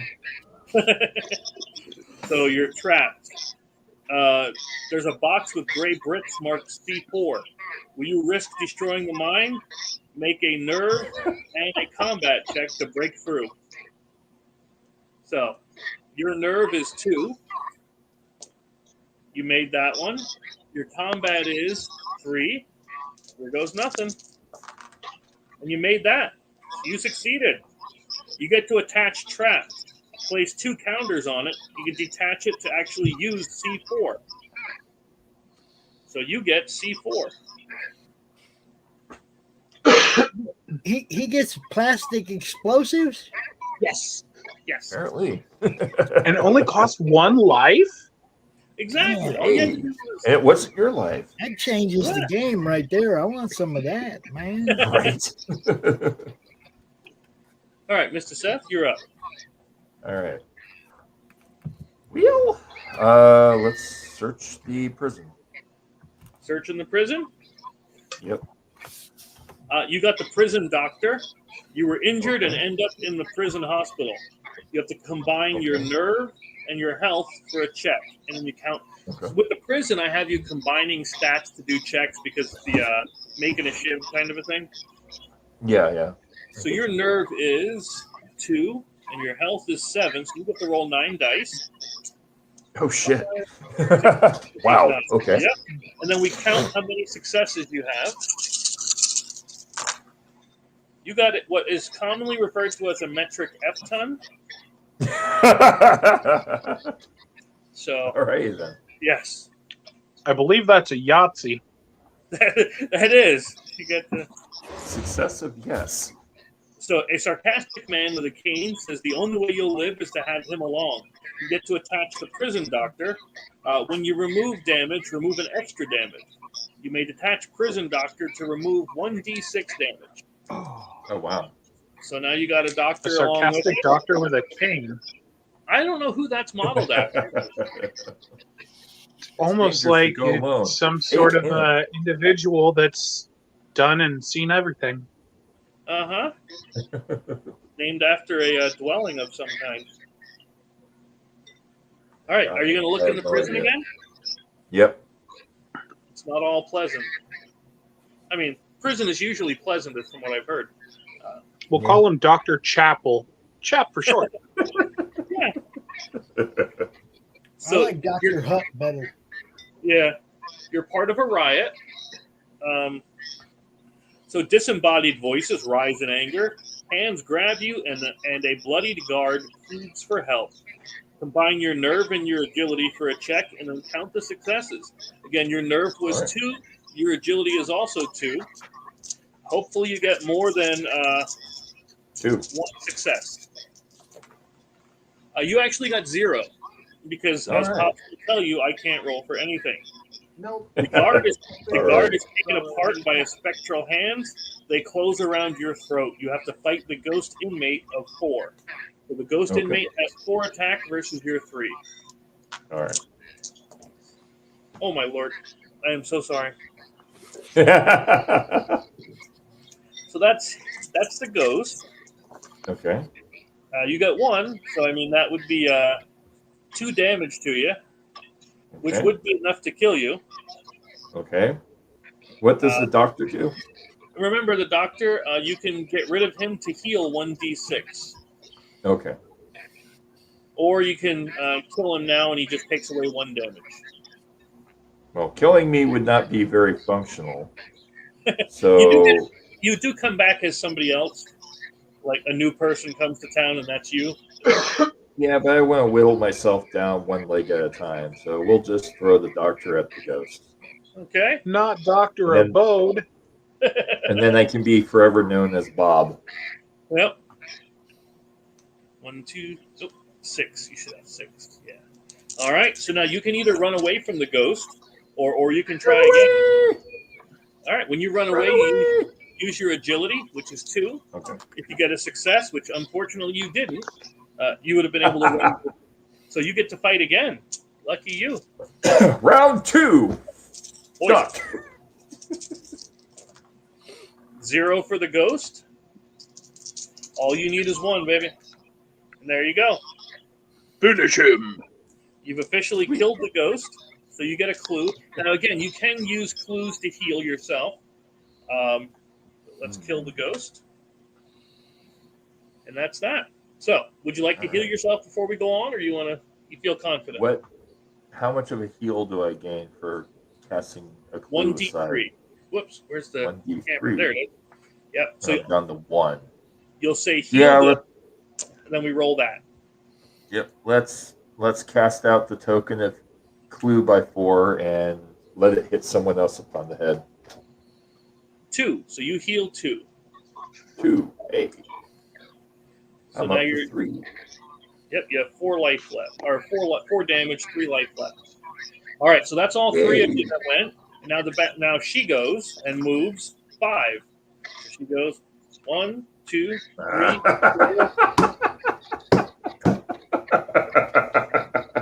Okay. No, it's fine. I love it. That's 10. Now I've seen it where she rolled all zeros and got nothing, and then somebody And else. that's not today. But she got 1 versus Okay. your 3, which you could actually pull this off. So you Not tied. today. Oh, hey. Okay. Yep. So you don't take any damage, and you both go. You go to number 3, and she goes. Well, she can't go Number to the 3. Yeah, she goes to 6. Okay. There you go. He's just trying to kill me. He said, I ain't trying to kill you, but damn, he's even got the demons trying to chase me to the next place, man. It's like, come on. Wahaha. Then first player passes on to the next, and we start off with Jesh.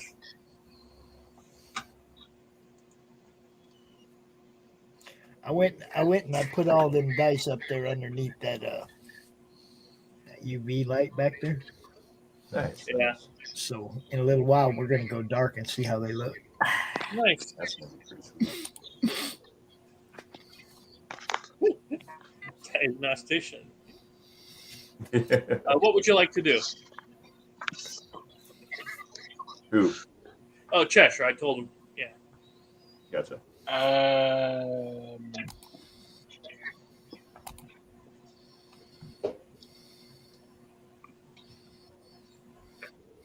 Well, this is an uncomfortable position, but I think my internet is at least stabilized for the moment. So, Uncomfortable position like the back of a Volkswagen? no, like half turned upside down in a chair with one arm above my head and my head at a almost snapped neck position. At breakneck speeds. So what are my options again? I'm sorry. Move and encounter. Now you could also move back to here and then spend one of these to remove one of her cards from the game. Or same thing with your secure.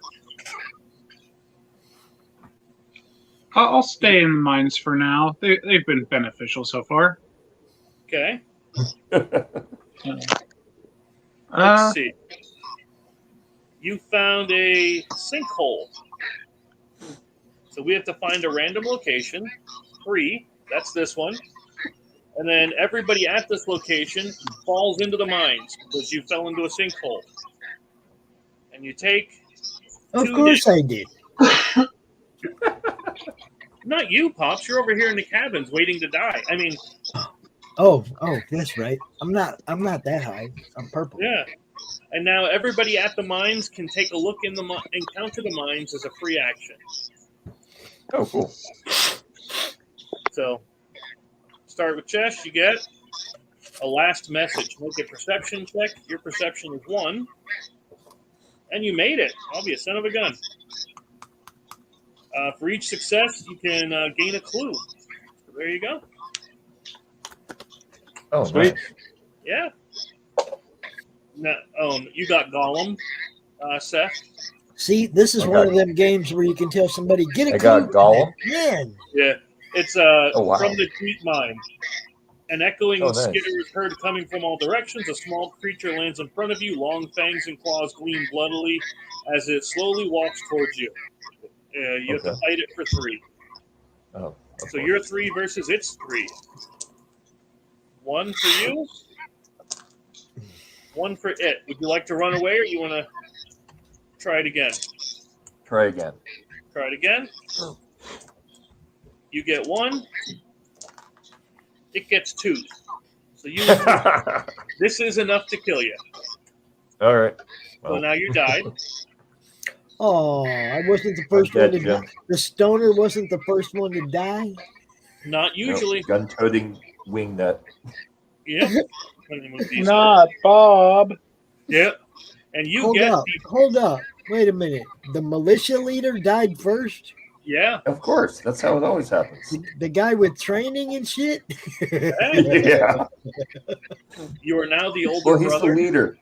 The criminal The and leader the is usually stoner the are least still- skilled. the criminal and the stoner are still rolling strong. Okay. Carl, your dad's dead, Carl.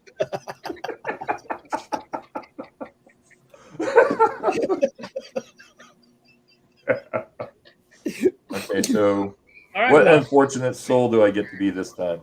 you're the older brother. Okay, the older brother. Oh boy. Yep. The older brother of who? Yeah, right. The militia leader, of course. Yeah, one of the characters. That's up to you to decide. You're the one telling the story. Gotcha. That's funny. Yeah, to be ancient to be my older brother. So. No, What's nice about pretty him old, is so it's very possible. if you spend a clue with him, you can actually encounter any location from anywhere. You don't even have to be there. Nice. Okay. Yeah. I have a clue. All right. So that was your 2 at the mines. Mr. Pops, what would you like to do? Oh hell! Oh, no, wait. That was Cheshire went first. Now it's, Yeah. Seth. Yeah, Just because he older died brother. doesn't mean it was his turn. Okay. What would you like to do, Seth? So Now, right now, that's- there's an enemy on top of the mines, which means you have to Yeah. beat that enemy before you can encounter it. But you can go somewhere else if you'd like. Avenge your brother. Yeah. Nope. So now, if I go to the Crystal Lake place thing, what happens then? Well, if you go to the cabins, it's just like any Yeah. other encounter. Yeah, you can just look in, see what it's there. It's All right, that just sounds if good. she lands on you, that's when you're Kubar. Yeah. All right, so we're going. I survived it. I survived it. Right. What are the odds of rolling a 1? You know. In my case, pretty high. Yeah. You got the camp counselor. You have to make a perception cool. check. And your perception is 3. So this one's a very perceptive person. Okay. So it's not one of the counselors from Camp Crystal Lake. No, this one was actually. She was enjoying a camping trip to the mountains before the season starts. Hot coffee in her hand, she waves at you. She loves the view and hands you her binoculars. You get to scan the town below. If you succeed, like you did, someone is snooping around the cabins. She's going to help you stop them. Attach her, and you get +1 nerve. Cool. Yep. So that's your 2. Now we come back to Popzilla. All right. What would you like to do? You could you could play it safe and go behind her. You know, that's always an option. Or you can go into the cabins and take a look around. I might as well go find out what's up in the prison. It ain't like I ain't never been there. All right. So the stoner goes to prison, is what you're telling me. He did twice for being a stoner. What can I tell you? Right. So here we go. Oh, you got P-Wing. The P-Wing held the most violent, depraved inmates who died in the fire that torched the old prison. The doors to the wing slam securely shut. Combine any 2 stats you want for this check and count the success. Usually everybody picks their health because that's the highest stat. But then you can pick anything else. Your nerve is 3. That's your second highest. You can roll 11 dice on this if you want. I guess that's what I'd be doing then, right? What's up, Charles? 8, 9, 10, 11. And don't forget, like I said, in your box there, you should have it like a grand total of 20-something, 24, 25 dice. So you'll be able to roll plenty. Okay. You got 1, 2, and I can actually count to 3. Out of 11 dice, you got me 3, huh? Hey, 3's better than 0. And let's Those see. are good odds. Yeah. You find fuel that burned the old wing, attach P-Wing. You can detach it to deal 1d3 damage to the villain. Now, again, this villain can't take damage, but it's an item. So if you take this item back to the cabins, you can remove it from you can discard the item and then remove her cards from the game in order to start killing her. Okay. You could start really killing the villain here. There. So that was your move, and then you encountered. Beautiful. I love to see it. And we do have tons and tons of other videos on how to play this game on the Laughing Road channel. And we'll probably play this multiple times on the how to play that we're going to be doing for Pops on Fridays. Yeah, man. Look, you guys, the Gods of Metal game is fun. The Gone Hunting game is fun. It's like everything. Like I say, what Chris does is he gives you a game you're not going to play the same way again. It'll be the same game, but it'll never be played the same way again. You know, there's too many variables. So, if we get a 1, 2, or a 4, a 1, 2, or 4, then she's going to attack somebody. So 3, 5, and 6, you're safe. And this is just a random happening that you decide, or how do you get to that point? Oh, it's her turn. Okay. Don't drop them on the floor. It's her turn. That's how we do it. Yep. After everybody goes, then it's her turn. Thanks, Ender. But yep, I rolled a 6, so she goes 1, 2, 3, 4, 5, and 6. So she's hanging out back at the school. And then what's her card? Her card says she always comes back. Now, you can evade it. In other words, you can cancel this card out if you get 2 successes per character on combat. So your combat is 2, 2, and 3. So that's 7 dice. And you're looking for 6 successes. That's fucking, dude. You can do it. I have faith in you. I'm about to die. No. Nobody's dying on this one. But nope, you only got 4. So let's see. If you fail, attach this card to the slasher. If she's killed, in other words, all her cards are gone, she actually comes back, because that's the card. She always comes back. And she heals 1d6 of the cards removed from game. Now, I made it a d6 instead of a set, number, because maybe she only came back with 1 or 2. Give you a little bit more, again, variety, experience, all of that. So this one will sit here, hanging out. Let's see. Yep. Oh, I forgot to do that. That's my bad. I'm a moron. That's what I get for talking. Okay. So we'll do it. We pass the first player, and it comes back to Sept, the older brother, hanging out with a camp. Look, you're trying to avenge your brother by getting some with the camp counselor. I'm not judging, but if you didn't see her. I'm not judging. Well, you have to. Hey, what else do they do in these movies, right? That's the way you get it. Yeah. How can you expect to chase vengeance if you're not well rested?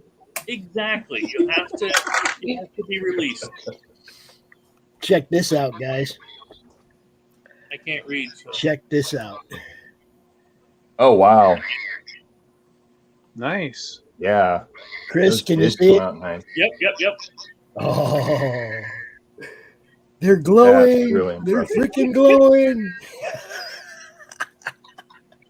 Yeah, I'm happy. I'm really happy. Heck yeah, man. That's impressive. Thank you, Frog, if you're watching, bro. Those kick ass, dude. That is seriously impressive. Yeah.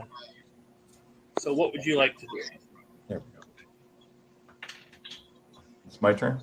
Yep, Mr. Sept. Search the room. Search the room. Look, cast fireball into darkness. Right. Speaking of darkness. Magic missile. Yep. You managed to find a cookout? Again, completely at random. I picked these. I think I'm sidekick or something. Camping in Waterville is risky. So you get to roll 1d6. And that's another thing I did for these cards is I gave story choices. So this 1d6 says which part of the story you're going to get. Okay. So you rolled a 4, which means I go down to 4 to 6. Suspended above the fire, you slowly cook. Make a combat check. If you succeed, you get to discard the cookout because you broke out and you broke free. If you fail, you suffer 1d3 damage and do it again as you slowly cook over this fire. So you like that one? Yeah, I do. That's really good. Your combat is 2. Oh, you succeeded. You broke free. You broke out of your restraints. I got this card because I was watching Friday the 13th, and when you had the people held over the campfire in the sleeping bag. So that's where I got that. Yeah, that was 2 or 3. I thought it was 2, but I might have been drunk. It was the remake of the original. Oh, was it? With oh God, what was his name? Sam. Sam, what are you doing there? Yeah. Give me 5. Yeah, that. Yeah, it was like the opening scene and the source of the meme, don't fuck with Jason's weed. That's the one. Yeah. They found a lot. That wasn't like a little piece. They found a lot. They found a freaking field. You're not even a joke. Seriously. CRoM will weed steal as a his whole weed. weed. That's what CRoM does, is steal people's weed. So I did Nice. find that once when I was out hunting, but yeah, I did. I literally came across a whole big thing. But anyway, so you can either explore the cabins again, or you can move on. Explore again. Explore again? Wonderful. Yep. There you go. You got the coveted safe for now card, which means anytime you're in a fight, you can just say, nope, I'm safe, I'm hiding, and you discard this. Now, you can nope right out. Exactly. That's the beauty of this one. But her special ability says you can also discard this and remove the top card of her deck from the game. Because, again, you're safe. Right. Yeah. So that's, again, between you and God if you ever want to use it. Or you want to keep it just in case she rolls a 1 and shows up with you. Whatever makes you happy. Yeah. Speaking of happy, hey, Pops. Yes. What would you like to do, Kimosabe? Oh, let me see.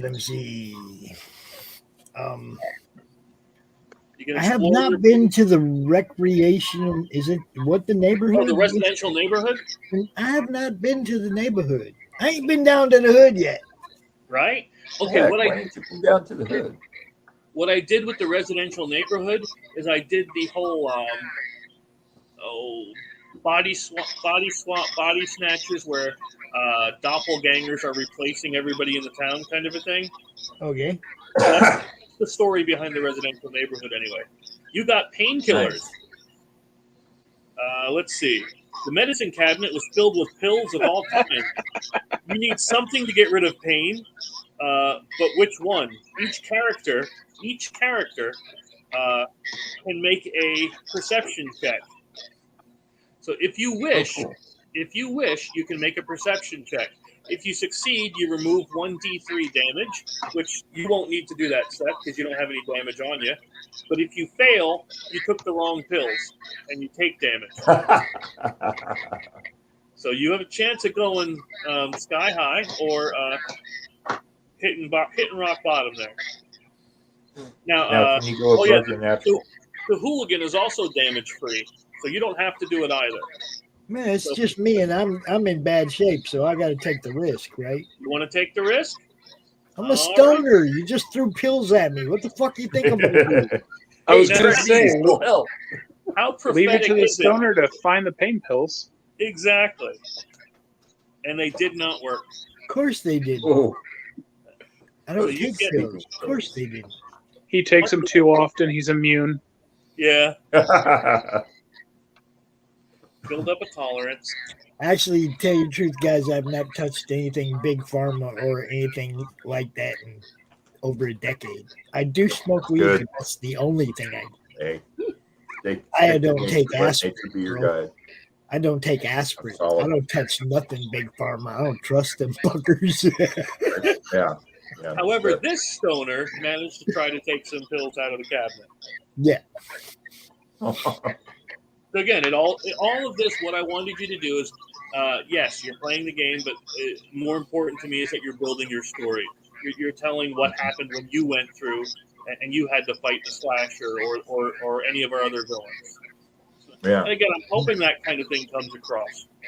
He took the pills, and now if he still has an erection in 4 to 6 hours, he needs to go to the hospital. Yeah, definitely. That's probably what they were. Which is one thing I don't have in here is a hospital. All right, yet. Jess, it's your Not turn. yet. You're up. Yeah, not yet. Exactly. Dr. Belding's dead too, so he can't save you. Yeah. Well, they were probably his pills. So Fair what's it? I'm still up here. What? Well, you moved here and you encountered. So now it's Cheshire. Okay. The hooligan. Yep, hooligan's Yes. up. What would you like? I thought I was down. Aren't I in a sinkhole? Oh, well, you just fell into the mines. You're fine. Oh, okay. Yeah. Well, let's keep going. It's been good to me so far. Okay, the mine does have an enemy on top, which you'd have to fight, unless you drop a piece of C4 and just blow it up. Boom. You want to C4 the golem? Well, that depends. Could I instead use the C4 on the head villain? Yes, you could. You could actually move over here and do that, if you'd like. I'm going to hold on to the C4 for now then. Okay. Then it would be 3 versus 3 as far as the attack goes. And this, when you fight any enemies that are on top of the deck, that's free. It does not take an action at all. Okay, so is that the only way left to go is out of the mines then? Oh, you can go anywhere in the mines you want, or anywhere in the town you want, or you can try to kill this. Yeah, whatever. you don't have to stay there, dude. No, you can do whatever you want. No, but I mean, like, I went down the mine cart and then fell into the sinkhole. I didn't know if there was any mine left to, roam through. Oh yeah, there's plenty. There's a whole 24 card deck worth of fun to go through. There's lots of mine, man. Yeah. There's lots of hood too. You could go get you some pills.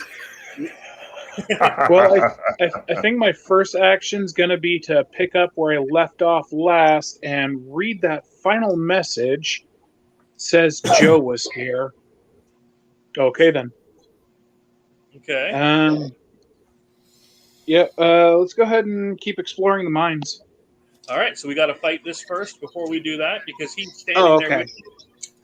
I thought you were saying that I had to fight him to get out of the mines. No, you have to fight him to keep going because in the mines, because you could run away from the mines and he'll stay there hanging out. But if you want to continue with the mines, you got to kick him. So he got 0. You get 1, which means you've beaten this. Which, man, you are a clue generating machine. And then now, since that was a free action, you have 2 actions to go. I'm a right proper hooligan, mate. Got beef, bruv. Jackie just dropped on my desk. What in the world? How did you get both of those at the same time? You got mine.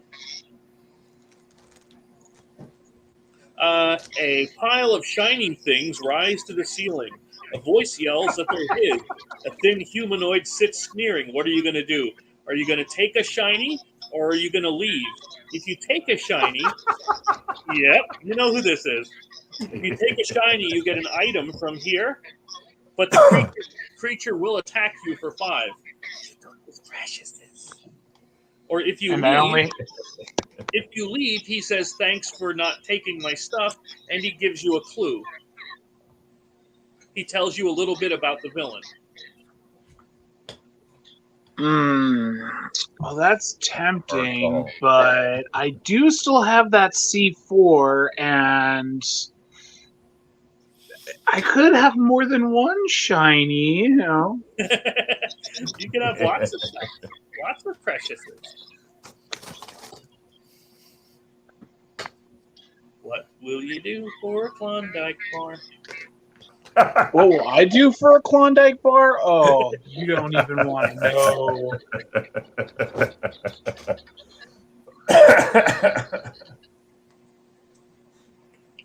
So what would you like? I'll fight him.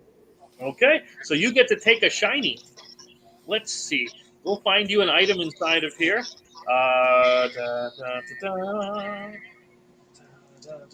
You can get the golden lighter, which gives you a perception and a nerve. You can get, let's see, the Coal Dust Ghost. You can get its phylactery, which allows you to re-roll one die on every check. Well, that's a no-brainer. You could get Right. fire, which remove fire from the inventory to deal 1d3 damage to the villain. She can't take damage anyway, so that wouldn't be beneficial. Headlamp gives you 1 perception. And Dynamite, of course. Would be really good with your C4 there, guy. Yeah, it would deal damage to the villain or to all enemies on top of a location. So which would you like? Oh, that's a tough choice. I was actually going to say you had me at fire the first time with the golden lighter. But, well, now don't I need the lighter to ignite the dynamite? It's assumed you would. Yeah. I didn't go that complex with her. Somebody flip a coin. It's either going to be the gold lighter or the dynamite. 1, 2, 3 is gold lighter. 4, 5, 6 is dynamite. You got a 2. So you get the golden lighter. You've got a golden lighter. Then we shuffle I this could back. have judged it. But again, it gives you an extra perception and an extra nerve for when you're doing checks. So that's a bonus for you. So that's your first, right? Yes, because you beat up that guy, which was free, and you found the lighter. So now you got to fight him for 5. 5 versus 3. Unless, again, you want to drop a C4 on his face. That's a whole different story. But he got 3 versus your... I didn't want that die anyway. 3 versus 1. So you take 2 damage. Did the cat get the dice? I thought so. Now, what would you like to do?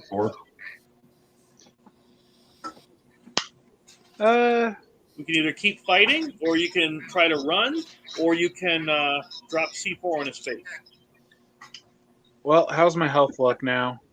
You have 2 out of 8, so you have 6 left. He can't. Let's roll it. Let's roll again.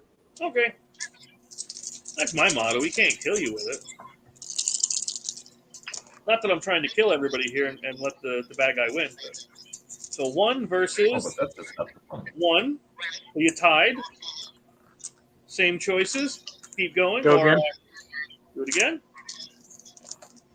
2 versus 2. Look at that. You were just surviving. Yeah. 2 versus 1. So you take a damage here.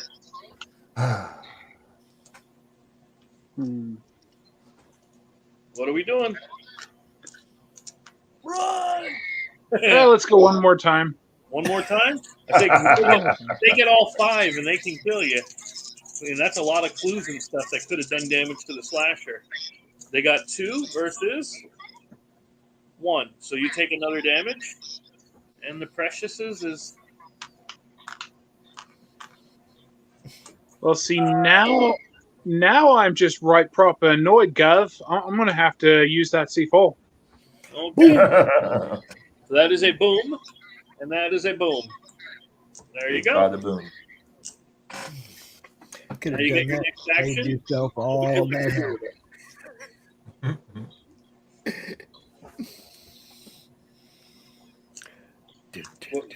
What do you want to do for your second? Slaughterville the game, Slaughterville the ride, Slaughterville the flamethrower. Merchandising.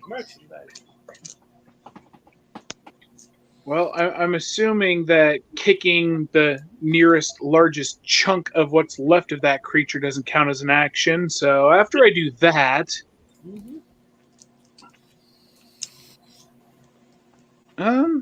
let's keep going. Okay, thou art brave. Oh, look at that. Dynamite. So, with dynamite, a stick of dynamite lands at your feet. Diffuse it. You have to make an agility and a nerve check. Luckily, you've got that extra nerve. What's your agility look like? Your agility is 2.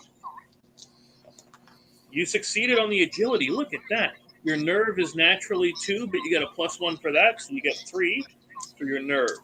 Are you going to defuse this dynamite that just landed at your feet? Yes, you are. Place dynamite in your inventory. Whoops, I think I clicked something by accident. My bad. Yep, place dynamite in your inventory. You can remove the lit part of. You can remove dynamite to deal 1d3 damage to the villain, or defeat all enemies on top of a location. Or again, because it's an item, when you come over here, you can discard it and deal the damage that's necessary to get rid of this chick. So there you go. That was 1, 2, then 3. All 3 of you went. Now she goes, and she only needs a 1, 2, or a 3 to attack her. Somebody. Dun, dun, dun, dun, dun, dun. 3. I'm sorry, Pops. Of course. I knew it was coming. I wouldn't even do that. 8, 9, and 10. This is why I like being the MC kind of guy, because then I get to do evil. I can do evil and not feel bad about it.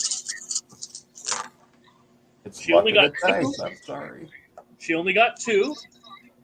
So that, and your attack is 2. And you didn't get any, so you take 2 damage, which 1, 2, 3, 4, 5, 6, 7, and 8. That does kill you. Yep. So unfortunately, what good was that card and all the bonuses that the stoner got if I just get killed? Well, again, you could have. Normally, it does 1d3 damage to the villain, or if you'd have come back here and removed it from the game, you could have dealt her damage direct and started killing her. Yeah, I'm just saying, it's like I never got to use it, and right. I don't even remember what my stoner bonus was, but it wasn't a very good one because it didn't keep me alive. Well, when you spend a clue, you get to heal 1d6. Yeah, I never got any clues. I'm stoner. What do you expect? All right, who am I now? Who am I going to be now? You are the most interesting man. I haven't been called that, so. You get 3 on all of your stats, except your health is only 4. The first clue says, I don't always. Ignore 2 damage suffered. And the other one says, but when I do, you deal 1 damage to the villain for each damage you suffered that round. Oh, nice. That's okay. I'll try to stay alive, but I've only got 4 health, guys, and he just doesn't roll for me. So. Now, her card says helping hand. You have to make everybody makes an agility check. You need 1 success per character, so you need 3 successes. That's 3, 4, 5, 6. 1, 2, 3, 4, 5, 6. All you need are 3. Oh, that doesn't count. I dropped it. All you need are 3. 1 and 2. So nope, this card goes off. He don't roll for us, guys. He don't like us. What's that? He don't roll for us. He don't get. He rolls for the other team. All right. Let's see. Detach an item from each character and attach it to the slasher. On her next fight, detach those items and she gets +1 attack for each item removed. Oh, damn. You don't have an item, which is good. You have. Which item would you like to give up? The lighter, the dynamite, or the C4?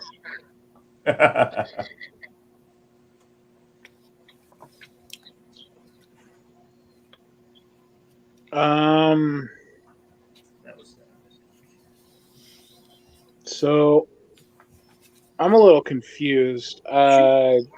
Did I not already use the C4, or you did, but you get 2 of them.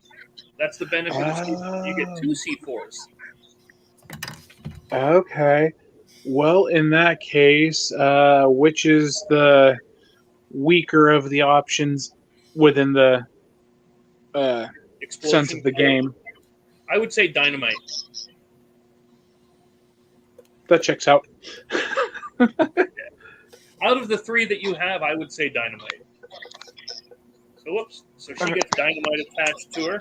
She takes your dynamite. All right, and that's her turn. Now it comes back here. Pops, you're up.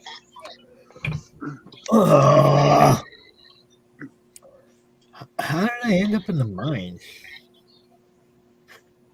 88 minutes left. I don't remember going to the mines. How did I end up in the mine? Oh, when you died, you moved to a random location where she's Oh. not. And I just, Okay, so now I'm the most interesting. Well, let's go ahead and go through some more of this mine deck. Okay. Okay.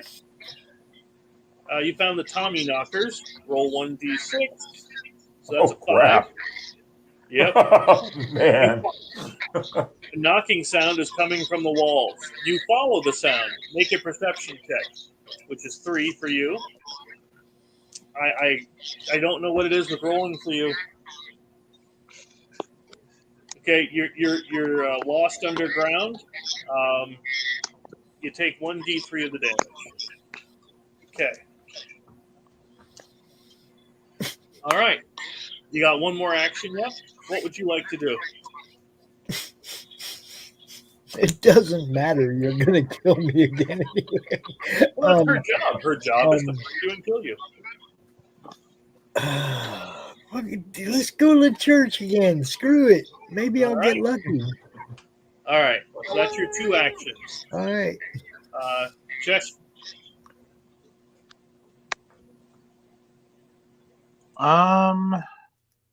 Well, I mean, Pops already took the bad card for me, so I'll keep going in the mine. You found fire. A wall of fire rushes towards you. Sprint to the exit.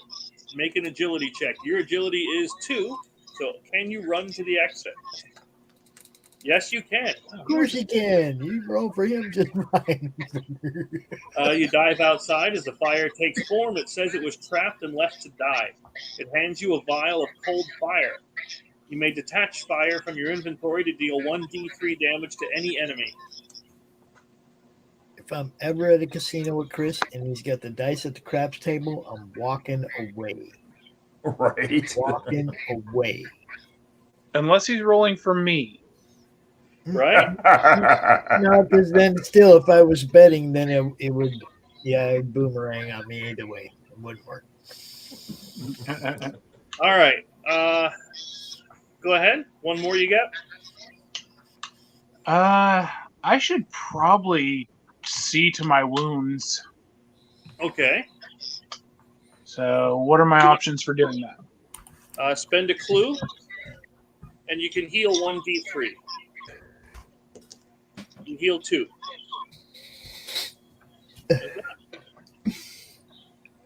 And spending a clue never takes an action. It doesn't take one. So that's completely free. Oh, okay. Again, you can come back to the cabins, spend clues and items to deal damage to the villain, or you can keep exploring. So what's my health at now? 1. You have 1 damage on you. You have 8 health left. Okay. Yeah, let's go to the cabin and cash in some of those clues. All right. So we go there. And, yep. Once per turn, a character at the cabins can detach any number of items, clues, or safe for now cards to remove the top part of the villain deck from the game for each one removed. So whatever you want to get rid of, that's how many we get rid of. You have 3 clues and you have 3 items. You can deal up to 6 damage to the villain right now. Or you can save stuff, whatever makes you happy.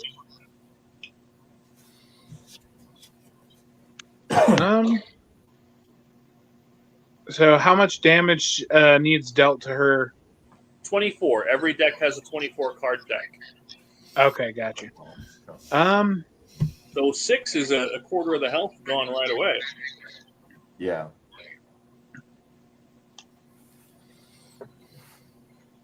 Well, but it leaves you bare. You know?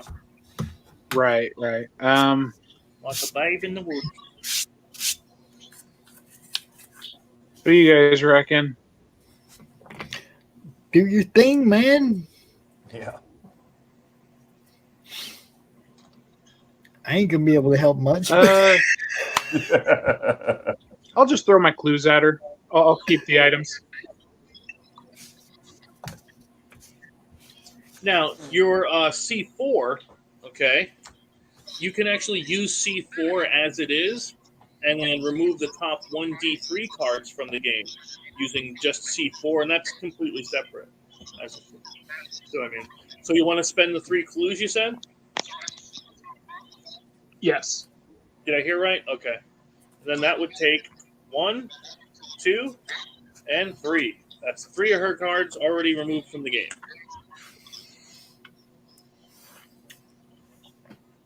Anything else you'd like to do before you end the turn? Now, what did you say the C4 does? C4. If you discard this token, C4, of course, it's the last token that gets discarded too, but it does 1d3 damage to remove those cards from the villain deck, from the game. I'll save that. I said you could get 1 or you could get 3.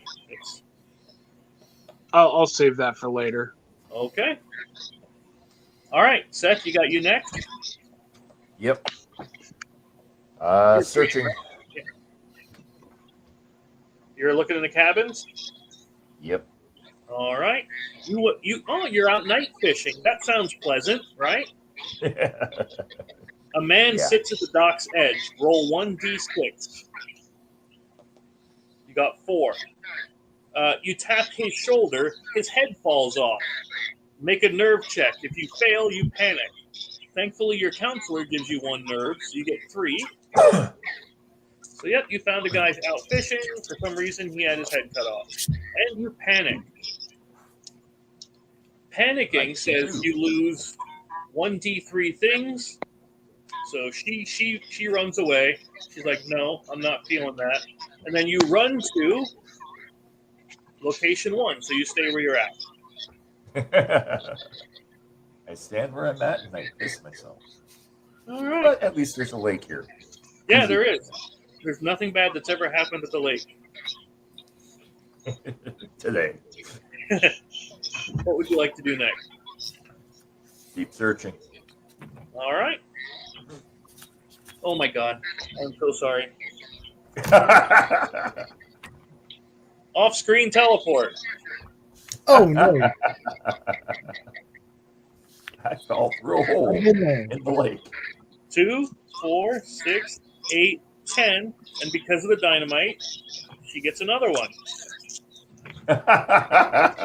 Now you could hit your safe for now, and you're like, no, I'm not doing this today.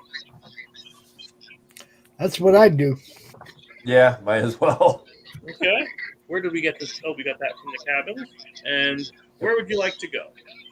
Here or here? Mines or the school? School. School? Got it. Now, unfortunately, Seth has to fight this one. You have no way to run. Yep. 1. Okay. Versus you have 3. Nothing. So you take a damage. Okay. And you run to... you can't run to 1. Your shoe's there. You run to 3. All right. And then again, it is getting a bit on the late side, so I guess we're going to call it for tonight. So what do you think? I think I just got some dice. I want to roll my turn. That's what I think.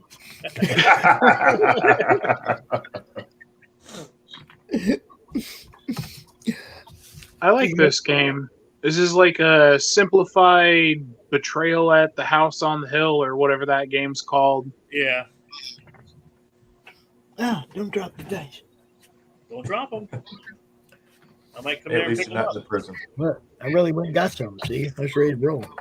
Yeah. Roll. So yeah, it is out there. It is available on the Gone Hunting campaign, or we do have them for sale. Yeah, I appreciate you taking the time to play, and I just hope you had fun. Oh yeah. Hey, Seth. Yes. My birthday's coming up. I've noticed. You guys will like the Gods of Metal game too, and the Gone Hunting. They're all good. They're all good. Yeah. I know Cheshire will definitely like Gods of Metal. He's a huge metalhead. Yeah, if you like heavy metal stuff, and I mean, again, it's taken over the top, kind of a thing.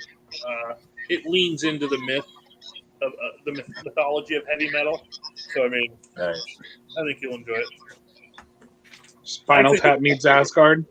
I did a lot of research into the mythology of heavy metal, the lore, the belief system, and yeah, brought it all in, baby. Brought it all in. Pretty solid. Oh, there's Pops hiding there. Hiding out in the church. All right, so that's what I have for today. How long do we have until Dustbin is done? Look at that. Yeah. Oh, damn, even the box closed. That is slick, man. That's badass, Frog. Shit. I'm liking it. He has, I think, let me see, 83 minutes left on the Dust Bunny Mafia. Okay. Definitely, y'all go check that out. There's not a lot of time left, but it's good stuff, man. It looks like it's a good one. You would definitely, if you like old school comic strip type stuff, you will like this. That's all. Oh, I had it all blown up because I can't see. Hold on. And it is an offer you can't refuse.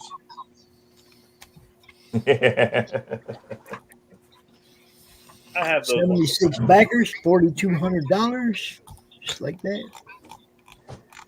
And like I said, it's like different comic strips. All these different animals represent different gangsters. Yeah. Capone, everybody's represented. It's great. Yeah. It's funny. And it's business. It's not personal. You know what I'm saying? Mm-hmm. Let me see. Who do we got here? I got to blow this up so we can see these people. We got. Where'd they go? Come back here. Little short dudes. Yeah, there you go. Jeremiah Worthington Jr., Darby Hagan, Adam Tardif, the mayor. Oh, Lord. Bruno Delacroce, and Big Al. Don't mess with Big Al. Don't mess with Big Al. We're here. You got Simon Sabalis, Joe Black, Gina Sabalis, deceased, Ivan Bumble Bombus, David and Goliath, the twins. Oh, jeez. It's all, man. It's hilarious. You said this is called Dust Bunny Mafia? Yeah. The secret boss is Don Fluffles. I got the I think it's the second one. It's freaking good stuff, man. It's funny as hell.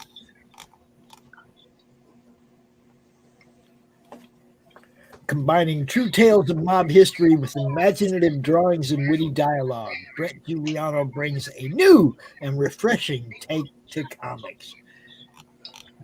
It's definitely different. It's funny stuff, man. That's the one. Based on a true story. That's the one I got. Oh, wow. And look at him. Just styling right there. Right. Oh, and Jerry said, and my birthday's gone and passed, and he didn't even say happy birthday to me. Oh. Yeah. I missed it. There's a lot going on that month. Public call out. That's harsh, bro. Oh, yeah. I get it. So, yeah, man, go check out Dust Bunny Mafia. There are 80 minutes left. You guys know what we're going to be doing all day tomorrow, right? Yeah. You're right. Oh, I know what I'm going to be doing all day tomorrow. What's that? Freaking work. Yeah, me too. Right here. Doing this show for 12 hours tomorrow and 12 hours Sunday. we will be bringing out all kind of different creators, hanging out with all kind of people, having a good time, talking about what they do. That's pretty slick. That's what CRoM Con is, man. You kind of fell into our mess. You're welcome. Hey, I ain't mad at it. falling somewhere. Sept, I got to thank you again, brother. Gladly, man. It was my honor. Dude, I was already trying to find a frame that'll fit it. You made that thing just, oh man, I don't know what I'm going to do with it. I might have to steal one of these other frames to put it in. That, or what you could do is drop it on a backboard, slightly bigger, and then put it in a slightly bigger frame. Yeah, well, I mean, we'll see. We'll see what happens. Right. Might wait until the second one gets here and put them both in the same frame. So I want to thank everybody for hanging out with us. Chris, thank you for having me. Killed it again, dude. 3 games, I like them all. You see it open. Oh, that's okay. impressive. It comes with a neoprene mat. I just didn't break this one out. Yeah. But yeah, all the cards, all the mats will fit in here, nice and pretty. And what's the retail price on that unit? The big box is 100, and then the Slaughterville 2 is 80. Okay. And that'll get you everything. Slaughterville 3 is not out yet, so I can't. But it's being printed now. So yeah. But you get all the dice. We have. I actually did print these. I didn't use them tonight, and then I dropped one, of course. But standees. Nice. Every character and every villain. So they're all. Every character. Everyone gets a standee. Nice. Yeah. So we try to do. I wanted to do something big for the director's cut, and well, that's about as big as I could get it. So. Is that a cut tuck on the side of the box? Where at? On the one of the sides, it looks like there's an indentation. This here? Yeah. And this here, yep, because the mats actually sit in here, and then it's easier to pull them out when I had that in there. That's impressive. Thanks. Nicely done. Smart move. I did. I tried to make it as best as I could for everybody. Nicely done. Has a really good design. You also have from the look of it, the plastic liner for organizing all the pieces. Yep. And everything just sits. It was very good setup and design on that. And the Gods of Metal game is the same way. Yeah. Fits nicely into the box. Got 3 decks. You got your tokens and stuff in here. I haven't broke it all apart yet, but it's there. It's wonderful. We played the game the other night. This one, they're all good. They're all good games. They're fun. Now, please tell me that the Gods of Metal tokens are guitar picks. I couldn't get actual guitar picks, but the design for the decibel tokens is in the shape of the guitar pick. There you go. Nice. Now, Don Chin had guitar picks. Really? Yeah, because he sent me one. Hold on. Where the heck is my Don Chin?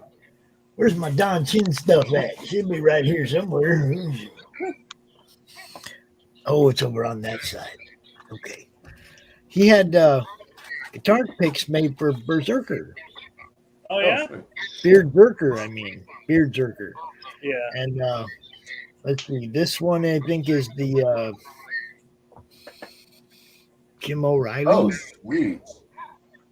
Yeah, hold up. Wow. Let me see if I can maybe get them to focus, because they're really good. They're really sweet. Come on. Focus. Put your other hand right behind the pick. It helps it focus. There it go. goes. Oh. Wow. Nice. That's impressive. And he sent me another one. Hand me the- Okay. I think you'll see it's the same guy, right? Oh, But- wow. Wow. But Signed. Oh, that is slick. oh yeah, Don Chin, baby, I love you. You know I love you. That's freaking slick, man. That character looks like John Wick 4, Valhalla. Yes, it's Keanu for sure. It's actually if you had not seen the trailer for that for Berserker, go look up the old campaign and just to watch the trailer is worth it. I ain't lying. That shit's funny as hell. I loved it. And actually, that was I think one of my favorite books of 2021 was Berserker. It was my favorite book of 21. I ain't gonna lie, it was good. Yeah, I you're really liked it. So there's that giant box that I got right here behind me. Yeah. Right there in front of him, right here behind me. Dude, yes. It all is really nice. All of his games are put together well. The Gone Hunting game, though, man, that's the one. Yo, that's That the looks one we're trying to fund right now. Yeah, that one is really impressive. I'm really amazed by how well organized it is. And as a game designer myself, it's really impressive to see how polished all your pieces are. Yes. I like the Gone Hunting, man. Look, that game. I mean, I said it earlier. There's no way you will play that game 2 times the same ever. There's just no way, because just the way the tiles lay out for the hunting ground is going to be different every single time you play. Yeah. These are the map tiles you'll put out. And Yeah, I mean, dude, different animals. 4 bags worth of animals. We get them in the drawstring. different trophies that everybody's going after. Yeah, the store cards, the miss cards, of course. Which I know you've never seen them, Pops, but miss cards are what happens if you don't hit an animal. Yeah, I saw a whole bunch of those. But he's going to invest in the best dice in the world just so I never have to roll for him again. No, see, I got these. You just got them. These foam rubber. I got these foam rubber ones. Oh wow! Right, and they don't make noise, so you can roll them on glass or whatever. Oh, that's slick. Yeah, I like those. See, he's gonna be like, "You got those weighted or something." They Get are you a set made out of rubber. It's got extra roll. There's It one bounces. that's kind of discolored and it's really hard, but the other 5 are nice. Yeah. But this one looks like it got like left in the tub or something. I don't know. Right. Gentlemen, thanks for hanging out with us on this CRoM Yeah, I Con appreciate it. free Hope you had show. fun. It was a pleasure. Wonderful. Like I said, we're gonna be out here all freaking day tomorrow. Starting at noon, and we got Lola the CG Snowballer. She's gonna be doing the 9 o'clock panel tomorrow night, so you're definitely gonna want to tune in for that. Oh yeah. Saying she gonna bring the band, Oh, it's Lola. I know her well. She's one of them people I'd like to go by with the RV and grab the whole family and take them to a con sometime, just incognito during next season's CRoM Con tour, because it'd be cool to hang out with them. Yeah, she's good people. She and Tug both are really good. Yeah. All right, you guys, I'm gonna play a couple of commercials on the way out. Go check out Dust Bunny Mafia. Go check out Gone Hunting. Go check out Saving Mr. Creep. Go check out all them freaking good books that are out there right now, man. There's a lot of them. And hurry up, go spend your money now before you have to start that Christmas save. We all know about the Christmas save where you got to, Kung Fu Grip comes first, right? Okay, we know. Got to have that kid stuff. I know. 4 of them I running got around 4 of here. the little monsters. I understand it way too well. Yeah, we got 4 of them running around here. Chris got 5 of them. We know. We understand. That's why we want you to sell your money to spend your money today, because we know you ain't gonna have none next month. We know. All right. Thanks, mate. Thanks for watching. Everybody, thanks for watching. I will see all you guys tomorrow. Let's see. What should we do? How about if we start with this one? The sun peeks over the horizon. Your excitement builds.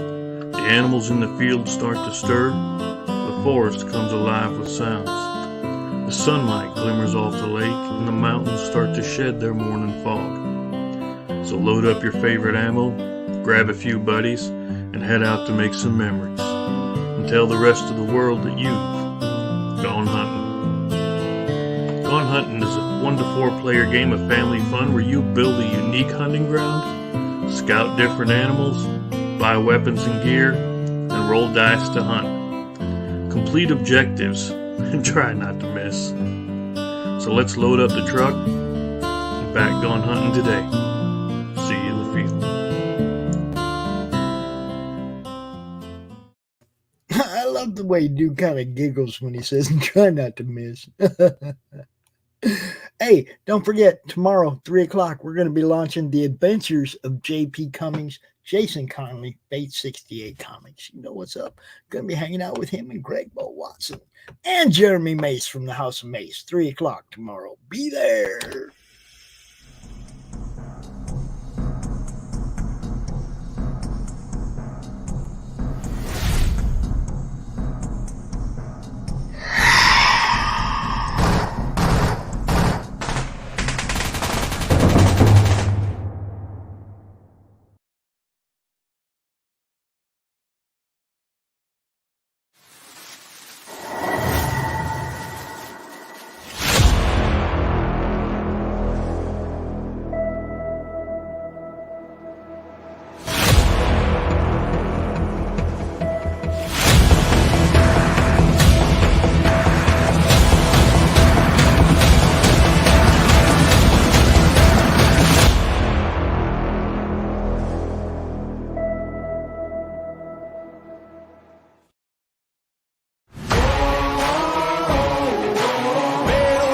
I'ma get it, you know I be on the way. Yeah. You know I be on the way. Man on a mission, I'ma get it, you know I be on the way. Yeah, it's all hard, ain't no fear here. You ain't giving this to all, you steer clear. Never beat, I've been down and I reappear. You got some money on the line, you better put it here.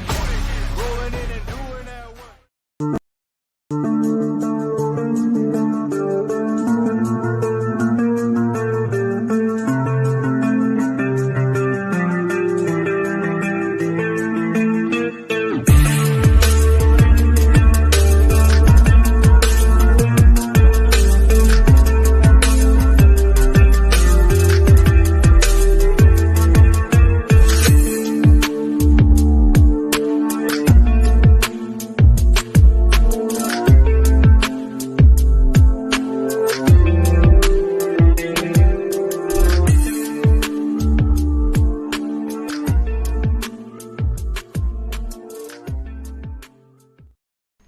How do you end this thing? How do you put the where's the brakes on this bus? I forgot. Jazz hands. Jazz hands and brakes. Comic Books for Kids provides comic books to kids in hospitals and cancer centers across the U.S. It's a place where we can all work together to make sure every child has a comic book. 100% of all proceeds go towards the kids. It's about making a difference, and while they're in the hospital, allowing them to fly like a superhero, battle dragons, or rescue teddy bears. We are in every state in the country and now support over 160 hospitals. Every month, we add more. Visit CB